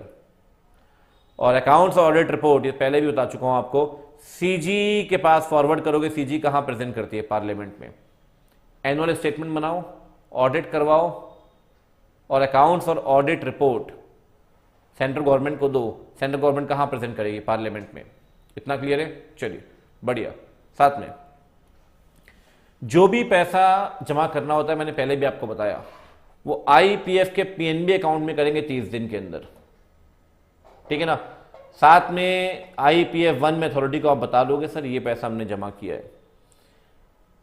जिस ब्रांच से आपने पैसा जमा किया है, for example Lakshmi Nagar branch है, सीपी ब्रांच है, उस ब्रांच की भी जिम्मेदारी बनती है कि 7 दिन के अंदर कॉपी प्रोवाइड करेगा आईपीएफ को, हर महीना खत्म होने के, कि सर सितंबर में हमारे ब्रांच से इतना पैसा आईपीएफ में ट्रांसफर हुआ, क्रॉस चेक हो जाएगा। कंपनी पैसा जमा करेगी तो कंपनी तो बताएगी आईपीएफ 1 में, ठीक है ना। ब्रांच और बैंक भी बताएगा 7 दिन के अंदर, लेकिन 7 दिन वहां से नहीं, जब आपका महीना खत्म होगा उसके 7 दिन के अंदर आपको बताना पड़ेगा इस पिछले महीने में कितने पैसे आपकी ब्रांच से ट्रांसफर हुए हैं, कहां पे, आईपीएफ के पास। इतना क्लियर है, चलिए डन है। कई बार ऐसा होता है सर, कंपनी को पैसा जमा करना होता है, चाहे वन पे डिविडेंड अकाउंट हो, एप्लीकेशन फॉर्म हो, ऐसा कुछ भी हो, ठीक है ना। कई बार कंपनी पैसा जमा नहीं कर पाती, फेल कर जाती, पैसा है ही नहीं। अगर कंपनी पैसा देना था लेकिन पैसा नहीं है, तो कंपनी ये बात बताएगी अथॉरिटी को आईपीएफ 6 में कि सर पैसा देना था लेकिन पैसा नहीं है हमारे पास देने के लिए। तो आईपीएफ 6 में आप बता दें, ठीक है ना। उस सिचुएशन में अथॉरिटी वो रिपोर्ट फॉरवर्ड करेगी सीजी के पास 60 दिन के अंदर फाइनेंशियल ईयर एंड होने के, कि सर कुछ कंपनीज जो पैसा ड्यू था वो नहीं दे पाई है, तो फिर सीजी को जो एक्शन लेना होगा सीजी लेगी। तो पैसा जमा किया, तो पैसा जमा करने के बाद आईपीएफ 1 में बताइए, आईपीएफ 1 में किसको बताएंगे आप, आईपीएफ अथॉरिटी को। लेकिन अगर इन केस पैसा जमा नहीं कर पाए आप, तो कोई दिक्कत वाली बात नहीं, सर पैसा जमा नहीं कर पाए तो आईपीएफ 6 में आपको बताना पड़ेगा। किस में बताएंगे, आईपीएफ 6 में। आईपीएफ 6 में बताओगे अथॉरिटी के पास, अथॉरिटी बताएगी साल खत्म होने के 60 दिन के अंदर सीजी को कि सर कुछ कंपनीज पैसा जमा नहीं कर पाई, पैसा बनता है लेकिन उनके पास लिक्विडिटी नहीं है, कोरोना आ गया, जो भी कुछ है, पैसा नहीं है सर, नहीं दे पा रहे हो पैसा, ठीक है ना। चलिए बढ़िया, आगे बढ़ते हैं सर। अकाउंट ऑफ कंपनीज, सुन लो जरा ध्यान से, अंतिम चैप्टर करवा रहा हूं मैं, क्योंकि ऑडिट का जो चैप्टर है कल मैं ऑडिट का रिवीजन करवाऊंगा, उसमें हम स्टार्ट करेंगे। तो ऑडिट का रिवीजन आप वहां कर लेना मेरे साथ, क्योंकि कॉमन है वो सेक्शंस 139 से लेकर 148 तक तो कॉमन है।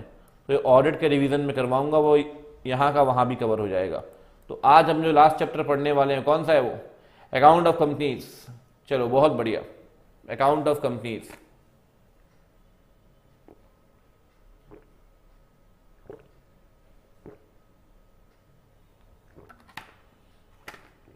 क्या कहता है अकाउंट ऑफ कंपनीज, देखें स्पीड ठीक है ना। कई लोग बेचारे बड़े परेशान हुए, तो आराम से कह रहे हैं, आराम से देखेंगे वीडियो, कोई दिक्कत नहीं है। स्पीड ठीक है ना, वैसे कोई दिक्कत तो नहीं है। मुझे लगता है यार इतनी मैराथन पहले से एक मैराथन पड़ी है 19 घंटे की, तो दोबारा 19 में पढ़ाऊंगा तो क्या मतलब। हाँ, एक आध 2 मिनट का ब्रेक ले लो, एक आध 2 मिनट का ब्रेक ले लो, कोई दिक्कत नहीं है। पावर ब्रेक 1-2 मिनट का।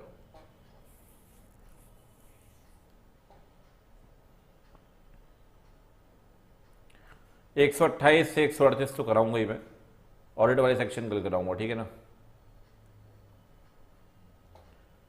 19 घंटे दोबारा पढ़वाऊंगा तो क्या मतलब, कोई मतलब नहीं है उस चीज़ का। तो बढ़िया 8-9 घंटे बढ़िया रिवाइज किया आपने, कोई दिक्कत नहीं है। पिछला जो था मेरे ख्याल सेशन 4 घंटे के आसपास का था, आज भी 4-4.25 घंटे का, तो 8-9 घंटे में कंपनी लॉ पूरा डन हो गया भाई, ठीक है। चलिए एक आध मिनट का और ब्रेक ले लो, कोई दिक्कत नहीं है।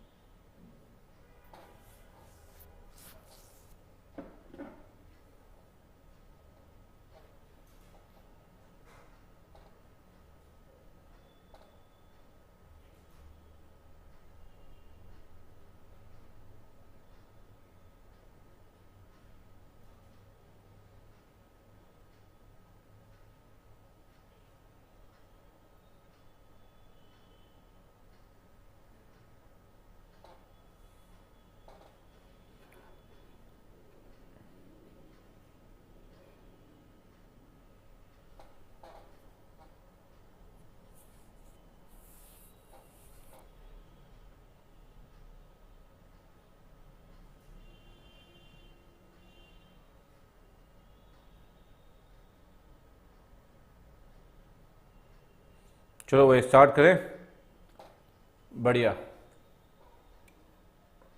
ऑडिट की बात करेंगे आखिरी में, पहले भी स्टार्ट कर लेते हैं जरा, ठीक है। देखें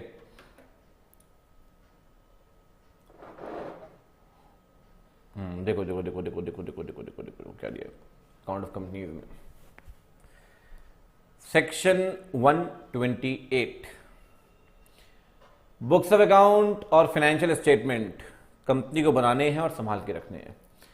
प्रिपरेशन करना है हर कंपनी को हर साल। मेंटेन करना है कहाँ पे, रजिस्टर्ड ऑफिस में या किसी और जगह भी मेंटेन कर सकते हैं, लेकिन वो जगह बोर्ड डिसाइड करेगा और आपको आरओसी को बताने पड़ेगा 7 दिन के अंदर। मतलब उस केस में आपको बीआर पास करने के साथ साथ आरओसी को भी बताना पड़ेगा।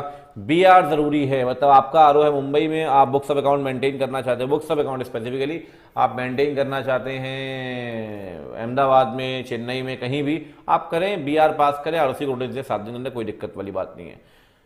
मेंटेन तो करनी है सर, आपको बुक्स ऑफ अकाउंट्स को संभाल के रखना है 8 साल तक, प्रिजर्व करना है फॉर 8 ईयर्स।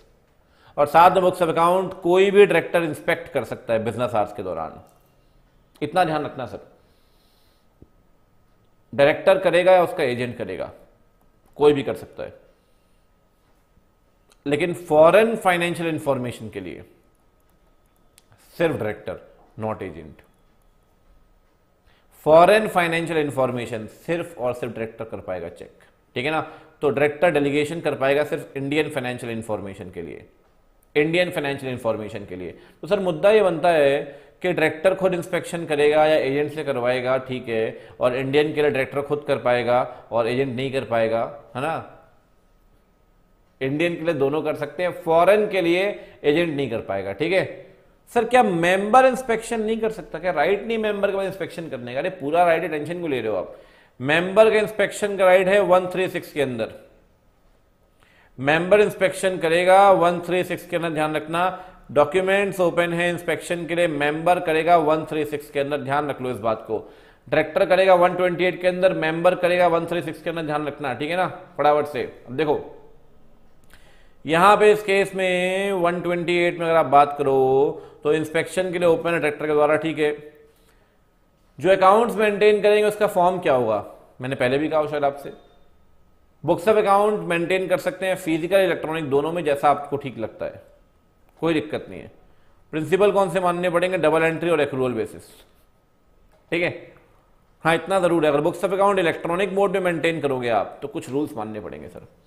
अगर books of account electronic mode में मेंटेन करोगे तो कुछ तो रूल्स आपको मानने पड़ेंगे। फिजिकल तरीके से मेंटेन करोगे उसके इतनी फाइट नहीं है, लेकिन अगर आप मेंटेन करेंगे इलेक्ट्रॉनिक मोड में तो कुछ तो नियम आपको मानने पड़ेंगे।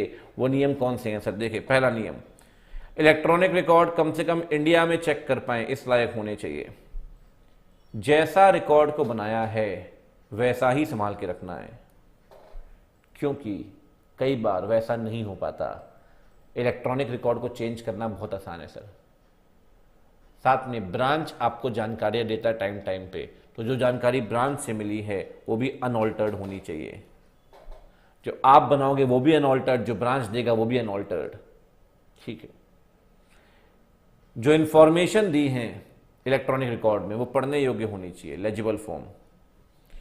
प्रॉपर सिस्टम होना चाहिए सर, मतलब डिस्प्ले का, रिट्रीवल का, प्रिंट आउट का, इन सारी चीज़ों का प्रॉपर सिस्टम मेंटेन करना पड़ेगा। पता चला डायरेक्टर गया इंस्पेक्शन करने के लिए, आप कहते हैं नहीं हमारे में तो लगता ही नहीं है, क्या बोलते हैं, pen drive, hard disk, retrieve ही नहीं कर पाया। वो कहता है यार कॉपीज दे दो ज़रा प्रिंट आउट, कहता है प्रिंटर ही नहीं हमारे पास, कहते हैं डिस्प्ले में लगा दो, कह रहे हैं मॉनिटर खराब पड़ा है, आप कहते हैं उड़ गया, स्टोरेज ही नहीं है। अरे सर प्रॉपर सिस्टम मेंटेन करना पड़ेगा। बैकअप होना चाहिए इलेक्ट्रॉनिक फॉर्म में, सर्वर्स में, और सर्वर्स फिजिकली इंडिया में होने चाहिए। और जिस किसी भी आईटी कंपनी की आप मदद ले रहे हैं इलेक्ट्रॉनिक फॉर्म में मेंटेन करने के लिए, एनुअल बेसिस पे आरओसी को बताओगे, उसका नाम, उसका IP address, service provider location, other details. 7 बातें ध्यान रखें सर, बहुत इंपॉर्टेंट रूल है मेरे हिसाब से। इंडिया में एक्सेसिबल होना चाहिए रिकॉर्ड, जैसा बनाया वैसा रखोगे, जैसा ब्रांच से मिला वैसा रखोगे, पढ़ने योग्य होना चाहिए, प्रॉपर सिस्टम होना चाहिए, storage, retrieval, print out, display का बैकअप रखना है, फिजिकल सर्वर इंडिया में होने चाहिए, ठीक है ना। साथ में जिस आईटी कंपनी की सर्विस प्रोवाइडर की आप मदद ले रहे हो, उस सर्विस प्रोवाइडर का नाम, उसका internet protocol address, IP address, आप एनुअल बेसिस पे किसको बताएंगे, आरओसी को। इतना क्लियर है? चलिए साथ में पेनाल्टी लगेगी भाई। पेनाल्टी क्या लगेगी? हाँ, अगर ये कॉन्ट्रावेंशन करते हैं MD, whole time director in finance, CFO या पर्सन ऑर्गेनाइज्ड बाय बोर्ड, तो फिर इनके ऊपर पेनाल्टी लगेगी। कितनी पेनाल्टी है? 1 साल तक की जेल या फाइन, 50,000 से 5 लाख या दोनों। अगर ये डिफॉल्ट करते हैं तब ये लायबल होंगे, अगर डिफॉल्ट नहीं करते तो ये लायबल नहीं होंगे, ठीक है, ठीक है। लेकिन 129 क्या कहता है? 129 कहता है sir books of account financial statement बनाने तो हैं, लेकिन फाइनेंशियल स्टेटमेंट कैसे बनाओगे? तो फाइनेंशियल स्टेटमेंट को बनाने के लिए दो चीजें माने आप, एएस माने प्रिपेयर करने के लिए और स्केड्यूल 3 माने प्रेजेंट करने के लिए। ये दोनों मिलाकर बनाएंगे इंडिया का फाइनेंशियल रिपोर्टिंग फ्रेमवर्क।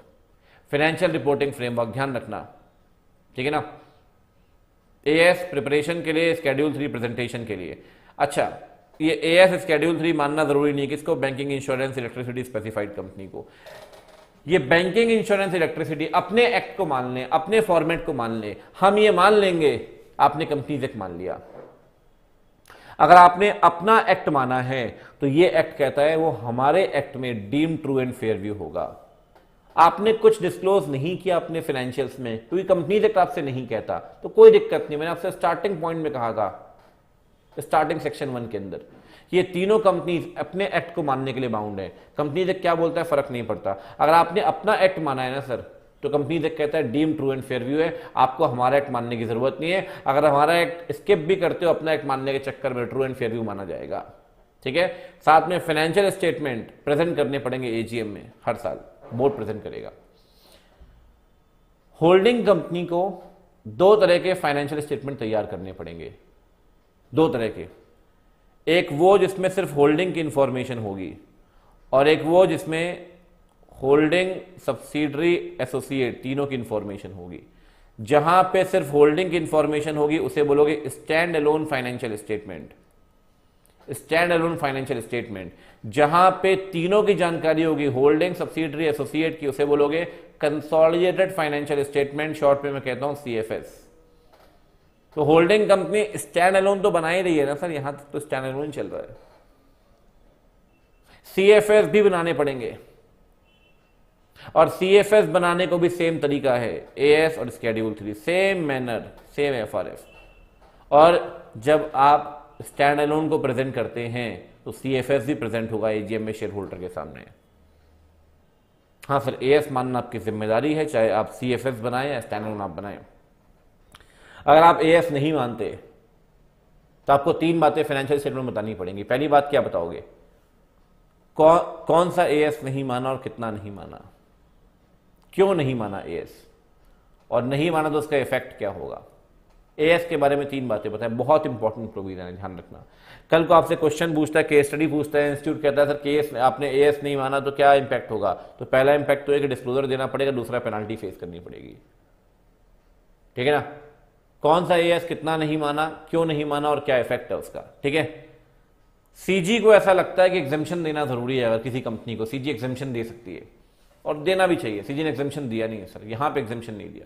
अरे मैं कहता हूं स्मॉल कंपनी को एग्जेम्पशन दे दो ना यार। आप कहते हो एएस मानना पड़ेगा, इंड एएस आ गए आज की डेट में, वो दुकान लेके बैठा 1.5 करोड़ टर्नओवर है उसका, वो इंड एएस मानेगा? वो बहुत ज्यादा जरूरत है यहां पे एग्जेम्पशन देने की, लेकिन सरकार एग्जेम्पशन दे नहीं रही है। कम से कम कोरोना के बाद एग्जेम्पशन दे देना चाहिए था। अरे फ्री किया आपको, कोई स्केड्यूल 3 नहीं, कोई एएस नहीं, बनाते मस्त, एकदम मस्त बनाते आप एक सिंपल फॉर्मेट 2 पेज का, और कहते आप ये फॉर्मेट मान लो और बनाओ फाइनेंशियल स्टेटमेंट, इसी में भर दो इन्फॉर्मेशन, फाइल कर दो। आपको पता नहीं होगा 2000-2001 में यशवंत सिन्हा जी फाइनेंस मिनिस्टर थे, वो इनकम टैक्स रिटर्न का सिंपल फॉर्म लेके आए, सरल 2D। सर 5 गुना लोगों ने रिटर्न भरा था उस साल। उसके बाद लोग डरते हैं सर, डरते हैं, ये कहां इंड एएस और कहां ये सब कुछ मानेंगे। आप बोलो उनको कि सर ये 2 पेज का फॉर्मेट है, ये आप मान लो, इसमें आप बैलेंस शीट का रखो, एक पेज में अपना फाइनेंशियल भरो, और इसमें आप रखो P&L का। अरे दुकान चलाने वाला क्या मानेगा इंड एएस यार। लेकिन एग्जेम्पशन दिया नहीं, लेकिन राइट है एग्जेम्पशन का, राइट है एग्जेम्पशन का, राइट है कि सीजी एग्जेम्पशन दे सकती है, तो खुद से सुओ मोटो या किसी के एप्लीकेशन पे एग्जेम्पशन तभी मिलेगा जब पब्लिक इंटरेस्ट में होगा। अनकंडीशनल, कंडीशनल वो सीजी डिसाइड करेगी, मतलब कैसा भी एक्सेप्शन हो सकता है वो सीजी डिसाइड करेगी।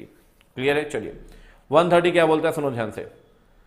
Central government, income tax authority, SEBI या कोई और अथॉरिटी, अगर इन्हें लगता है कि अकाउंट्स को फ्रॉडलेंट तरीके से बनाया गया है या अफेयर्स मिसमैनेज हैं, जिसके कारण डाउट होता है, डाउट कि अकाउंट्स भी मिसमैनेज हो सकते हैं।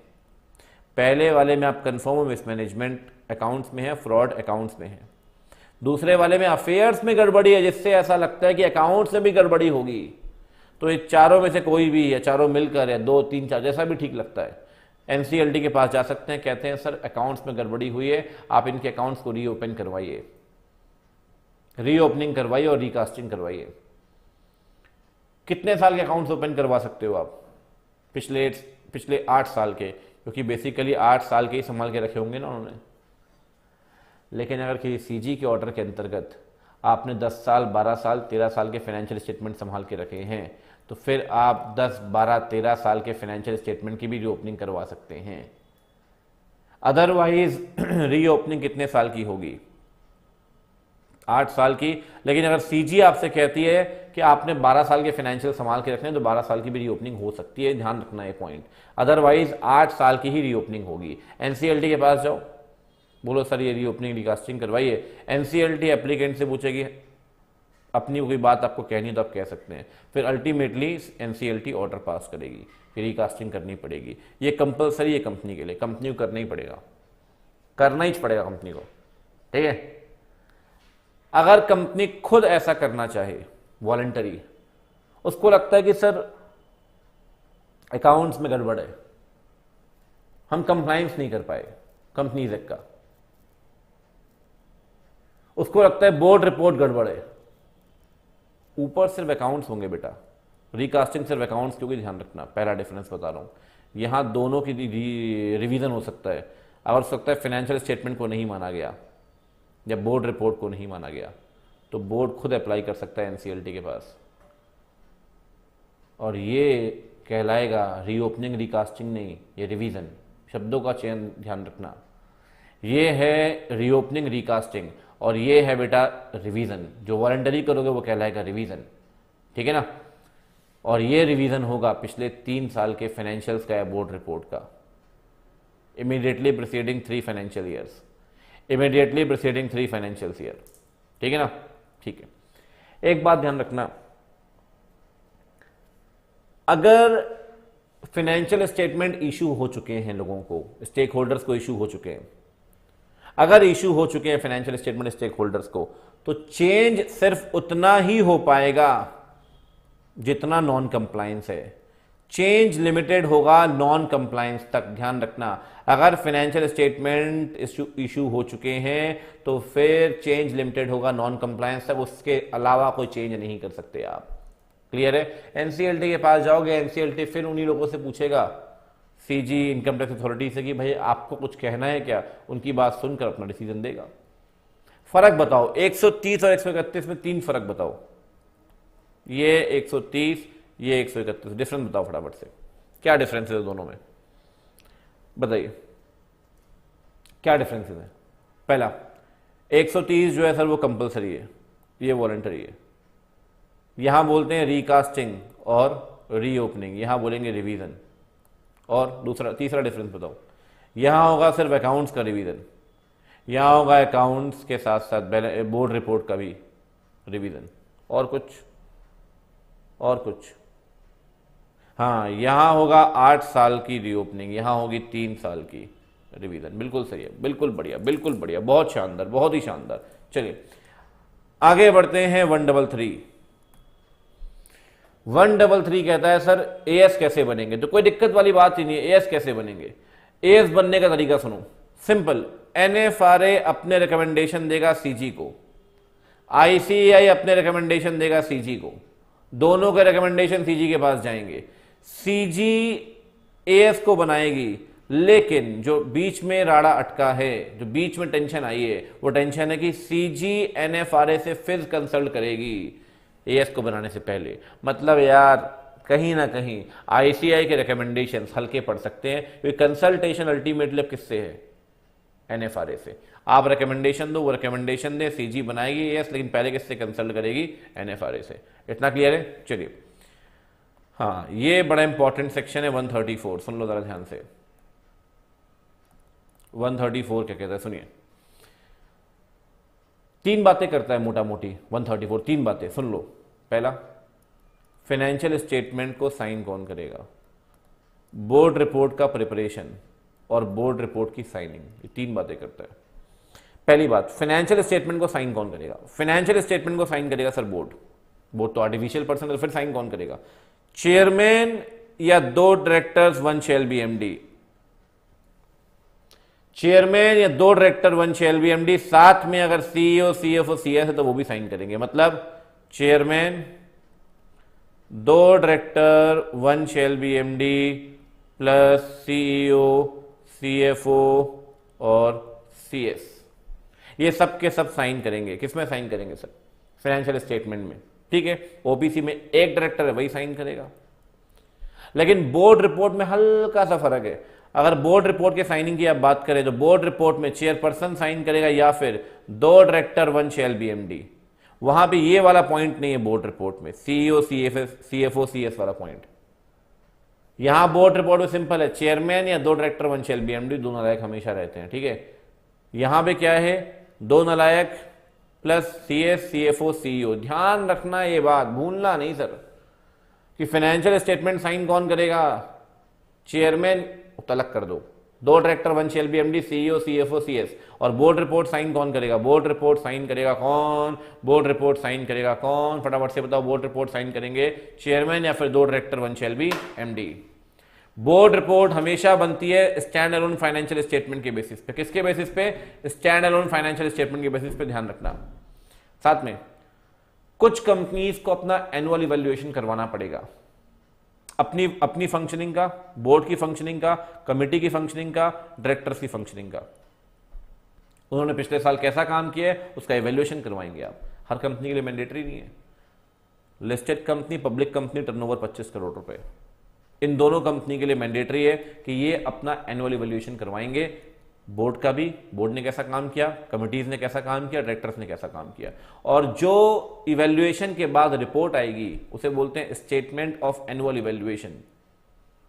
उसे आप बोर्ड रिपोर्ट में रखोगे, उसे आप बोर्ड रिपोर्ट में रखोगे। जो भी बातें हैं एनुअल इवैल्यूएशन का, जो भी स्टेटमेंट, उसे आप बोर्ड रिपोर्ट में रखेंगे। इतना क्लियर है? बोर्ड रिपोर्ट में सर वैसे तो बहुत कंटेंट है, लेकिन उसमें से एक कंटेंट आपको बता रहा हूं, डीआरएस, डायरेक्टर रिस्पॉन्सिबिलिटी स्टेटमेंट। आप बताएं मैनेजमेंट की रिस्पॉन्सिबिलिटी क्या है, उसी वही सब बताना है यहां पे। बोर्ड रिपोर्ट ने बहुत सारे कंटेंट, उसमें से एक कंटेंट कौन है? डीआरएस का। बहुत कुछ बताना पड़ेगा सर, और बहुत कुछ जिम्मेदारियां होती है मैनेजमेंट की, जैसे कि इंटरनल कंट्रोल सिस्टम को मैनेज करना मैनेजमेंट की जिम्मेदारी, फ्रॉड को रोकना मैनेजमेंट की जिम्मेदारी, अकाउंट्स बनाना मैनेजमेंट की जिम्मेदारी, बुक्स को संभाल के रखना मैनेजमेंट की जिम्मेदारी, एसेट्स को संभाल के रखना मैनेजमेंट की जिम्मेदारी, वेरियस लॉज को कंप्लाई करना मैनेजमेंट की जिम्मेदारी, गोइंग कंसर्न बेसिस पे अकाउंट्स को बनाना मैनेजमेंट की जिम्मेदारी। ये सारी जिम्मेदारियां किसकी हैं सर? मैनेजमेंट की। पॉलिसीज सही होनी चाहिए, मैनेजमेंट की जिम्मेदारी, अकाउंटिंग पॉलिसीज। एस्टिमेट्स आपके रीजनेबल होने चाहिए, मैनेजमेंट की जिम्मेदारी। एस्टिमेट मतलब प्रोविजन फॉर डाउटफुल डेट, ये क्या है? एस्टिमेट है, accounting estimate. Useful life of asset क्या है? Accounting estimate.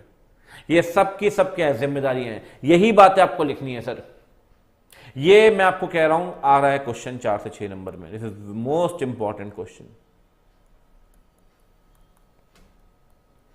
Most important. उसके अलावा एक और पॉइंट है जो कुछ टाइम पहले ऐड हुआ। 2 कंपनीज बनाती हैं एवरेज्ड बोर्ड रिपोर्ट। कौन सी कंपनी है? एवरेज्ड बोर्ड रिपोर्ट कौन सी कंपनी? और एवरेज्ड बोर्ड रिपोर्ट के 10 कंटेंट होते हैं। ये होमवर्क दे रहा हूं आज आपको। अगले वीडियो जब भी कनेक्ट होंगे तो सही, उसमें बताना 10 कंटेंट कौन से हैं। ठीक है ना? हाँ, ये बहुत इंपॉर्टेंट है, एवरेज बोर्ड रिपोर्ट। एक होमवर्क दिया इतने लंबे लेक्चर में, सिर्फ एक। ठीक है? और दूसरा ये बहुत इंपॉर्टेंट है सर, डीआरएस। तो डीआरएस में क्या क्या आएगा बताइए? डीआरएस में आएगा, क्या आएगा सर डीआरएस में? एएस को माना है आपने, अकाउंटिंग पॉलिसीज कंसिस्टेंट है, एस्टिमेट्स आपके रीजनेबल हैं, आपने अकाउंटिंग रिकॉर्ड को संभाल के रखा है, आपने एसेट को सेफगार्ड किया, आपने फ्रॉड को फाइंड आउट किया है, आपने अकाउंट्स बनाए गोइंग कंसर्न बेसिस पे, प्रॉपर सिस्टम में लॉस को मानने के लिए, इंटरनल फाइनेंशियल कंट्रोल है कंपनी में, लिस्टेड कंपनी के केस में। ये सारे के सारे रिस्पॉन्सिबिलिटीज हैं सर डायरेक्टर की, ये उसको बतानी पड़ेंगे डायरेक्टर रिस्पॉन्सिबिलिटी स्टेटमेंट में। इतना क्लियर है? आ रही है बात समझ में? चलिए एक बात ध्यान रखना, जहां जहां भी फाइनेंशियल स्टेटमेंट जाएंगे वहां हर जगह बोर्ड रिपोर्ट और ऑडिटर की रिपोर्ट भी जाएगी। जहां जहां फाइनेंशियल स्टेटमेंट जाएंगे वहां वहां बोर्ड की रिपोर्ट ऑडिटर की रिपोर्ट भी जाएगी। मतलब ये डॉक्यूमेंट तीनों साथ मिलके जाएंगे, financial statement including CFS, board की रिपोर्ट, ऑडिटर की रिपोर्ट। इतना क्लियर है? चलिए 136 क्या कहता है? तीनों चीजें 21 दिन पहले मैड को दे दो। Member, auditor, director, debenture trustee, 4 लोग हो गए यहां तो। Mat, MADD, member, auditor, director, debenture trustee. Practically पता है क्या होता है? मैं आपको बताऊं, कंपनी भेजती है एनुअल रिपोर्ट बना के और जीएम का नोटिस, उसी मेल में जीएम का नोटिस भी होता है, उसी मेल में सब कुछ होता है। एनुअल रिपोर्ट में तो वैसे भी सब कुछ होता है, फाइनेंशियल से लेकर बोर्ड रिपोर्ट, ऑडिटर रिपोर्ट, सब कुछ होती है। 21 दिन पहले आपको तीनों डॉक्यूमेंट भेजने पड़ेंगे 3 लोगों के पास। कम से कम गैप 21 दिन होना चाहिए, लेकिन शॉर्टर गैप मेंटेन कर सकते हैं आप अगर मेंबर एग्री करते हैं। कौन से मेंबर? जो मेंबर मेजोरिटी में है और 95% कैपिटल है, in case of company having share capital. बहुत बढ़िया। जो मेजोरिटी में है, जिनके पास 95% कैपिटल है, और जहां कैपिटल नहीं है वहां 95% वोटिंग पावर। जीएम में, एजीएम में शॉर्टर नोटिस वैलिड कब होता है बताओ? एजीएम में शॉर्टर नोटिस वैलिड कब होगा? फटाफट से बताओ। एजीएम में 95% मेंबर एग्री करेंगे, ठीक है। यहां पे क्या है? यहां पे क्या है? मेंबर मेजोरिटी में है और 95% कैपिटल होल्ड करेंगे। अगर ये एग्री करेंगे सर तो बात बन जाएगी। 21 दिन से कम का गैप भी हो सकता है। साथ में इंपॉर्टेंट पॉइंट है, सुनिए। लिस्टेड कंपनी अपनी वेबसाइट में अपने अकाउंट्स तो पोस्ट करेगी, अपनी सब्सिडरी के अकाउंट्स भी पोस्ट करेगी, और वो अकाउंट्स होंगे ऑडिटेड फाइनेंशियल स्टेटमेंट, चाहे सब्सिडरी इंडिया में हो या इंडिया से बाहर। लिस्टेड होल्डिंग कंपनी अपनी सब्सिडरी के अकाउंट वेबसाइट में पोस्ट करेगी ऑडिटेड।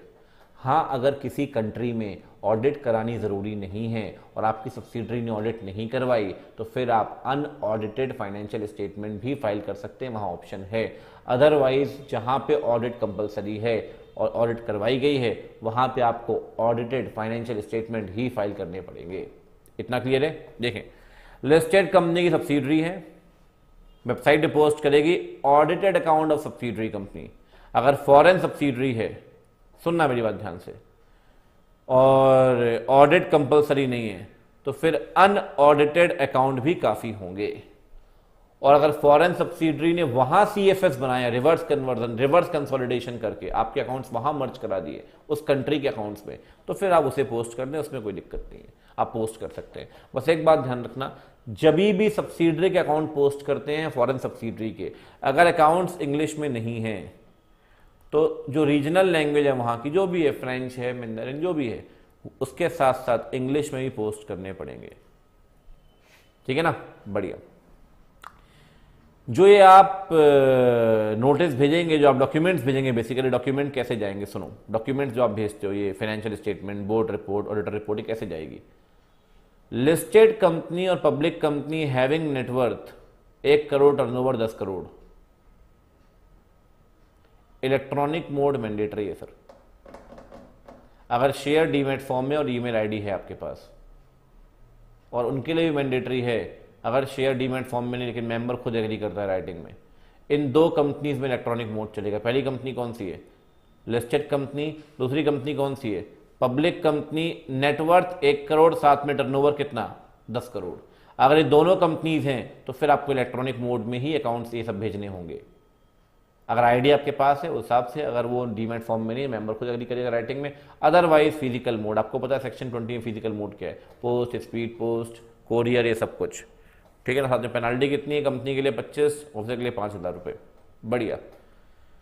हाँ, एजीएम हो गई सर आपकी कंपनी की, सब बढ़िया। अगले 30 दिन के अंदर वही तीनों चीजें फाइल कर दें आरओसी के पास।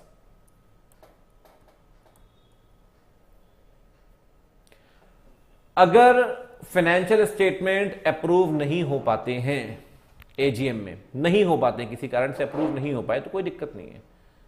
मेरी एक बात ध्यान रखें, ऑडिट हो या नहीं हो, फाइनेंशियल स्टेटमेंट अप्रूव हो या नहीं हो, फाइल तो करने पड़ेंगे सर। अगर अडॉप्टेड नहीं हुए फाइनेंशियल स्टेटमेंट, अकाउंट्स मतलब अप्रूव नहीं हुए एजीएम में, तो आप अनअडॉप्टेड ही फाइल कर दो, कोई दिक्कत नहीं है सर।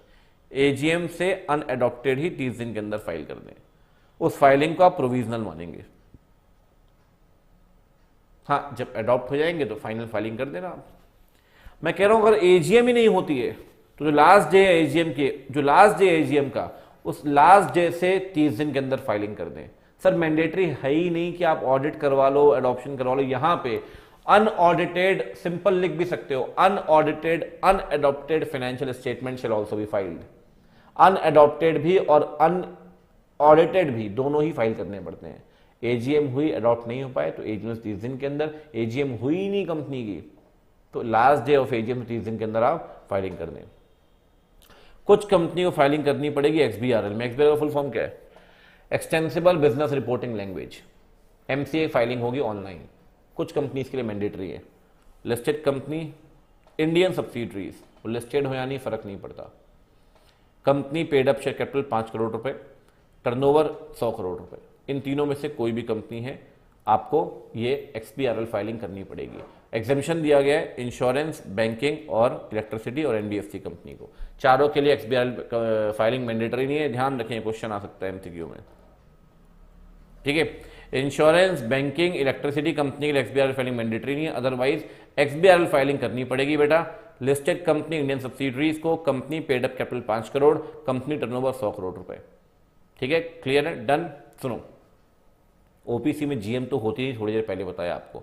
तो ओपीसी में होगा क्या? फाइनेंशियल स्टेटमेंट को मेंबर ड्यूली अडॉप्ट कर लेगा।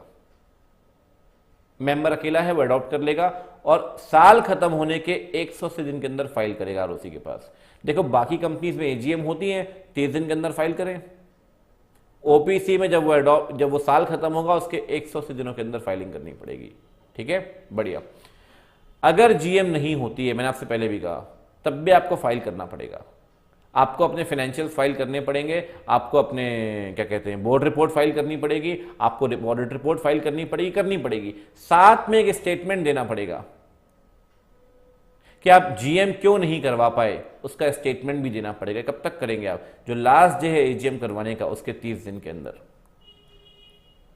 अगर एजीएम नहीं होती तो डॉक्यूमेंट तो फाइल करने ही करने हैं आपने, साथ में स्टेटमेंट भी देना पड़ेगा आप एजीएम क्यों नहीं करवा पाए।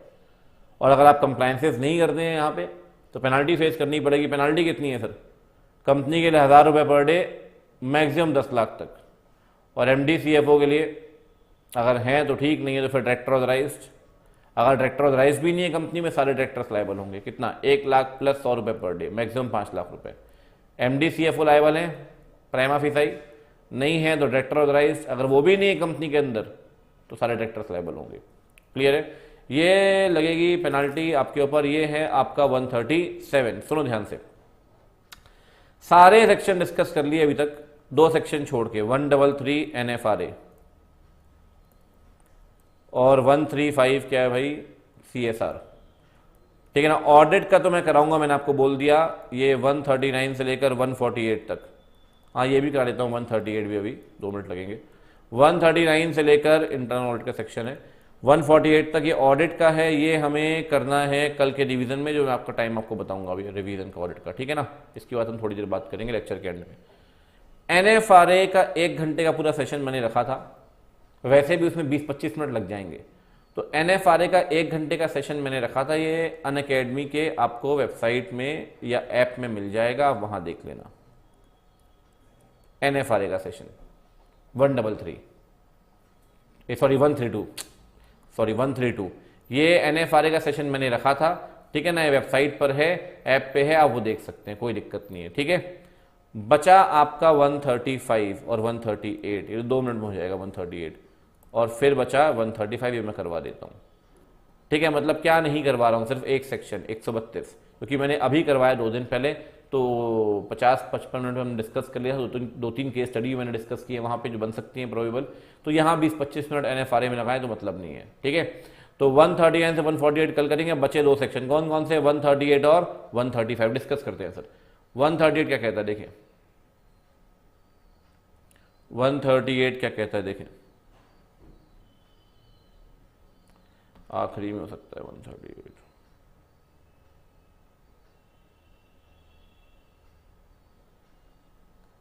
ये 138 कहता है सर कुछ कंपनीज के लिए इंटरनल ऑडिट मैंडेटरी है, कुछ कंपनीज के लिए इंटरनल ऑडिट मैंडेटरी है।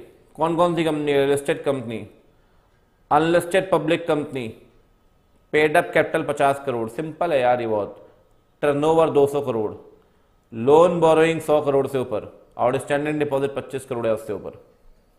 फिर से बोलो, capital 50 crore, turnover 200 crore, loan borrowing 100 crore से ऊपर, आउटस्टैंडिंग डिपॉजिट 25 करोड़ है उससे ऊपर। और लगाए, कोई भी कंडीशन पूरी करें आपके लिए इंटरनल ऑडिट मैंडेटरी होगी। प्राइवेट कंपनी के लिए सिंपल ध्यान रखो, ये दो कंडीशन एज इट इज लग जाएंगी, ये दो कंडीशन, ये कंडीशन नहीं लगती प्राइवेट कंपनी पे, ना डिपॉजिट वाली कंडीशन लगी ना कैपिटल वाली। दो कंडीशन कौन कौन सी? टर्नओवर 200 करोड़ और लोन बोरिंग कितनी? 100 करोड़ से ऊपर। इन कंपनीज के लिए इंटरनल ऑडिट मैंडेटरी है, ध्यान रखें। क्लियर है? इंटरनल ऑडिटर कौन बनेगा? सीए। जरूरी नहीं है यहां पर कि वो प्रैक्टिस में हो, यहां पर कि वो प्रैक्टिस में हो, सीएमए या कोई अदर प्रोफेशनल। साथ में कंपनी का एम्प्लॉय भी इंटरनल ऑडिटर बन सकता है, ध्यान रखना मेरी बात, कंपनी का एम्प्लॉय भी इंटरनल ऑडिटर बन सकता है। जरूरी नहीं वो एम्प्लॉय हमेशा ही होगा, इंटरनल ऑडिटर कोई भी हो सकता है, एम्प्लॉय भी हो सकता है। कौन बने? क्वालिफिकेशन क्या है? सीए, प्रैक्टिसिंग और नॉट, कॉस्ट अकाउंटेंट और कोई और प्रोफेशनल से बोर्ड डिसाइड करेगा। बहुत बढ़िया, बहुत ही बढ़िया। इसी के साथ 138 भी कंप्लीट हो गया हमारे मैराथन में। अब बाकी है सिर्फ एक एक एक और एक सेक्शन, कौन सा? वो है 135। मैं आपको इमेज से बढ़ा देता हूं क्योंकि इशू क्या है भाई, कहाँ गया कहाँ गया कहाँ गया, रुक जा।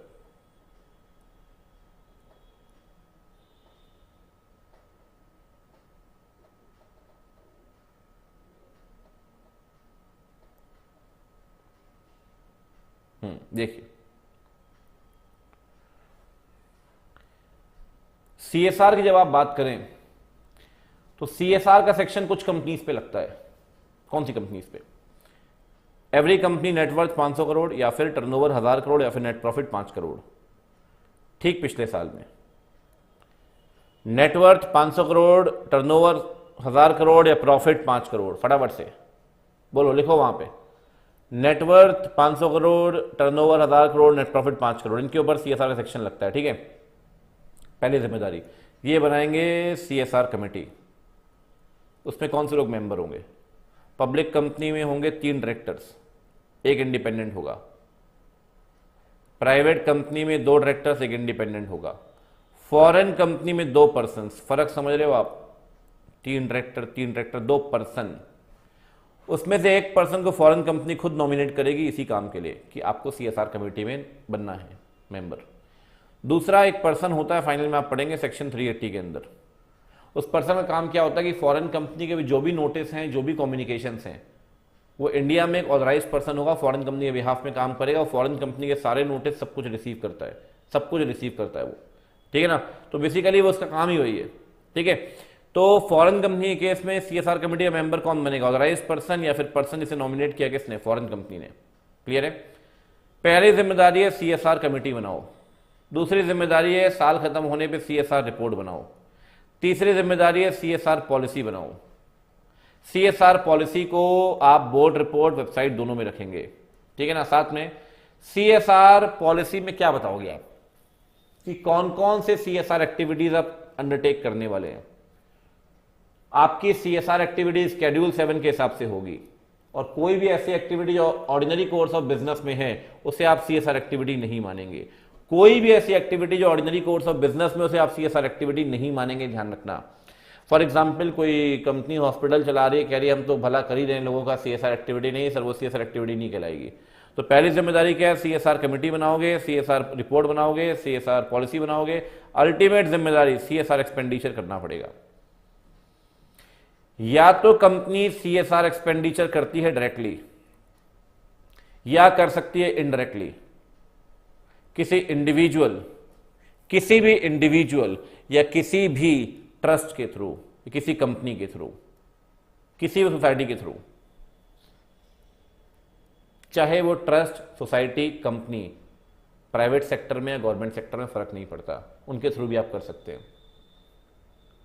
अगर वो प्राइवेट सेक्टर ट्रस्ट है तो कम से कम उसका ट्रैक रिकॉर्ड होना चाहिए पिछले 3 साल में सेम एक्टिविटीज कैरी करने का, सिमिलर एक्टिविटीज कैरी करने का।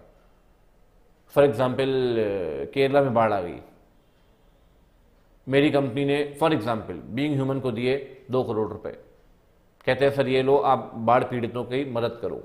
Being human private sector trust है, भाई की एनजीओ।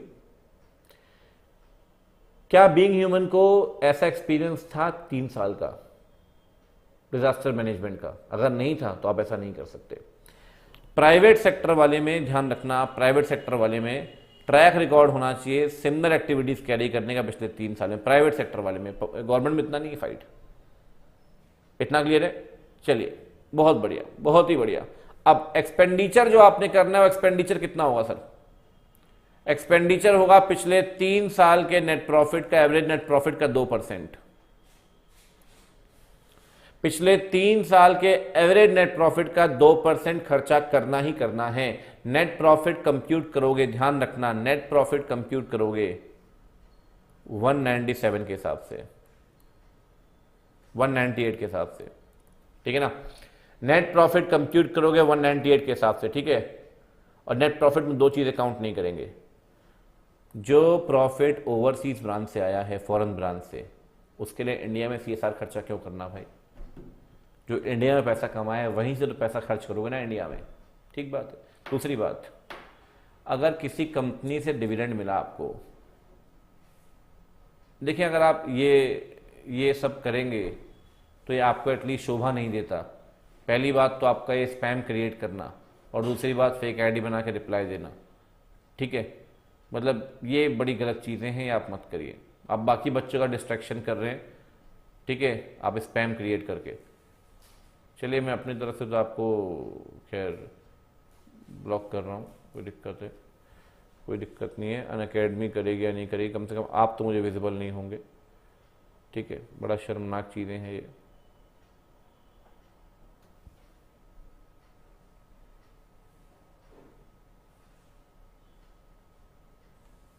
जो बच्चे फेक आईडी बनाते हैं, पता भी नहीं, इसका सीवियर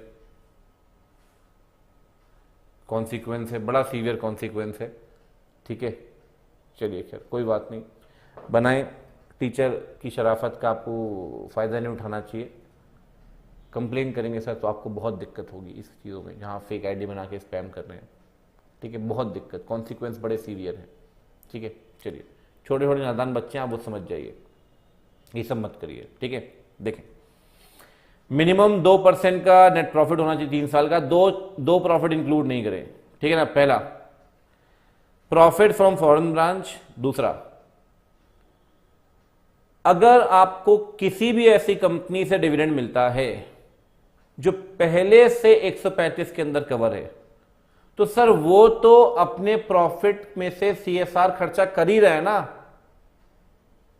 वो तो अपने प्रॉफिट में से सीएसआर खर्चा कर ही रहा है। अब उसके प्रॉफिट्स आपको डिविडेंड मिला तो डबल सीएसआर खर्चा थोड़ी करना पड़ेगा यार। एक कंपनी अपने प्रॉफिट में सीएसआर बांट रही है और अपने प्रॉफिट का एक अंश आपको भी दे दिया, तो आप उसी के प्रॉफिट से फिर सीएसआर खर्चा थोड़ी करोगे सर।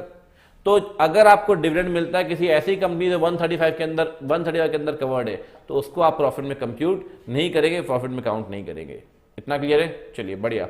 दूसरा पॉइंट सुनो, कंपनी प्रेफरेंस देगी लोकल एरिया को जहां पे वो ऑपरेट कर रही है, सीएसआर खर्चा करते वक्त ध्यान रखना आप। तीसरी बात, अगर कंपनी सीएसआर एक्सपेंडिचर नहीं करती तो ये बात कहां बताएगी? बोर्ड रिपोर्ट में। लोकल एरिया वाली बात बड़ी सिंपल है यार, आप हिमाचल में प्लांट लगा रहे हो तो स्कूल जाके केरला में थोड़ी खोलो गरीब बच्चों के लिए। जहां पे आपने अपना ऑपरेशंस करने हैं वहीं पे तो आप सीएसआर एक्टिविटी करोगे ना भाई, ठीक है? ये पॉइंट ध्यान रखना। सीएसआर खर्चे करते वक्त अगर एम्प्लॉय सीएसआर प्रोजेक्ट में काम करता है, आपने कहा यार आप जा रहे हो शाम के 2 घंटे पौधे लगाओ हमारे साथ, सीएसआर खर्चा करना है मालिक, सीएसआर करना है, उसने कहा ठीक है सर। 2 घंटे के हिसाब से उसकी सैलरी बनती है, वो CSR खर्चा कहलाएगी। बाकी अगर 6 घंटे वो कंपनी का ऑपरेशंस कर रहा है तो वो कंपनी का खर्चा है। तो अगर एम्प्लॉय और वॉलंटियर CSR प्रोजेक्ट में हैं तो ये मिसप्रिंट है। प्रोपोर्शनेट बेसिस पे उसकी सैलरी को आप वहाँ पे उस सिचुएशन में CSR एक्सपेंडिचर मानेंगे, ठीक है ना, प्रोपोर्शनेट बेसिस पे। 8 घंटे में 2 घंटा अगर CSR किया, 2 घंटे के हिसाब से आप प्रोपोर्शनेटली कैलकुलेट कर लें, वो CSR खर्चा है, ठीक है ना। दूसरी बात, ये बात समझना ध्यान से, अगर फॉरेन होल्डिंग इंडिया में खर्चा करती है तो आप उसे इंडियन सब्सिडरी का डीम्ड एक्सपेंडिचर मानेंगे। मतलब तोशिबा लिमिटेड जापान में है, उन्होंने इंडिया में गरीब बच्चों के लिए या गरीब लोगों के लिए हॉस्पिटल खुलवाया और सब्सिडरी है इंडिया में, इंडिया वाली तोशिबा इंडिया प्राइवेट लिमिटेड। अगर आपकी फॉरेन होल्डिंग इंडिया में CSR खर्चा करेगी तो वो आपके लिए डीम्ड एक्सपेंडिचर माना जाएगा, ध्यान रखना, वो आपके लिए डीम्ड एक्सपेंडिचर माना जाएगा, ध्यान रखना, ठीक है ना। चलिए, खैर आप उसे कुछ भी मत बोलें, ठीक है, कुछ भी मत बोलो, आप जो कर रहे हैं उन्हें करने दें, आप अपना बढ़िया से पढ़ो आप, और बस खत्म होने वाला, जो बोल रहे हैं बोलने दें, मैं भी ध्यान नहीं दे रहा हूँ, ठीक है, आप टेंशन मत लो, ठीक है। चलिए, अब वो बैठाई हुई सेना है। एनीवेज, तो पहली बात तो सैलरी एम्प्लॉय वॉलंटियर की है जो CSR प्रोजेक्ट में है, ठीक है। दूसरा क्या है, एक्सपेंडिचर जो इनकर फॉरेन होल्डिंग करेगी इंडिया में उसे CSR मानेंगे इंडियन सब्सिडरी के लिए, ठीक है। चलिए, अगला है CSR खर्चों में कुछ खर्चे इंक्लूड नहीं होंगे। CSR खर्चों में कुछ खर्चे इंक्लूड नहीं होंगे, ध्यान रखें, कुछ खर्चे इंक्लूड नहीं होंगे। पहली बात, अगर आप सिर्फ एम्प्लॉय या उसके फैमिलीज के बेनिफिट के लिए काम करेंगे, सिर्फ एम्प्लॉयज या उसके फैमिली के बेनिफिट के लिए काम करेंगे तो वो आपका CSR खर्चा नहीं कहलाएगा। आपको पब्लिक एट पार के लिए खर्च करना पड़ेगा, पूरी पब्लिक के लिए, कॉमन पब्लिक के लिए खर्च करना पड़ेगा, तब CSR खर्चा है। एक आधा इवेंट कर देते हो, मैराथन रेस करा दी, कोई शो करा दिया, क्रिकेट मैच करा दिया, सर वो CSR खर्चा नहीं है। CSR कॉन्टिन्यूटी में होना चाहिए, ठीक है। एक्सपेंडिचर होना चाहिए लॉ और स्टैट्यूट के हिसाब से। अगर खर्चा करते हैं, बोनस दे रहे हो आप एम्प्लॉय को, ठीक है ना, इंडिया बोनस दे रहे हो, for example payment of bonus act के हिसाब से, आप कह रहे हैं CSR एक्सपेंडिचर है, नहीं है सर, नहीं है। लॉ स्टैट्यूट के हिसाब से खर्चा करोगे वो CSR एक्सपेंडिचर नहीं कहलाएगा, उसके लिए आप तो मैंडेटरी बाउंड हो ना, और पॉलिटिकल कंट्रीब्यूशन को आप CSR एक्सपेंडिचर नहीं मानेंगे। इतना क्लियर है। चलिए, बहुत ही बढ़िया, बहुत शानदार।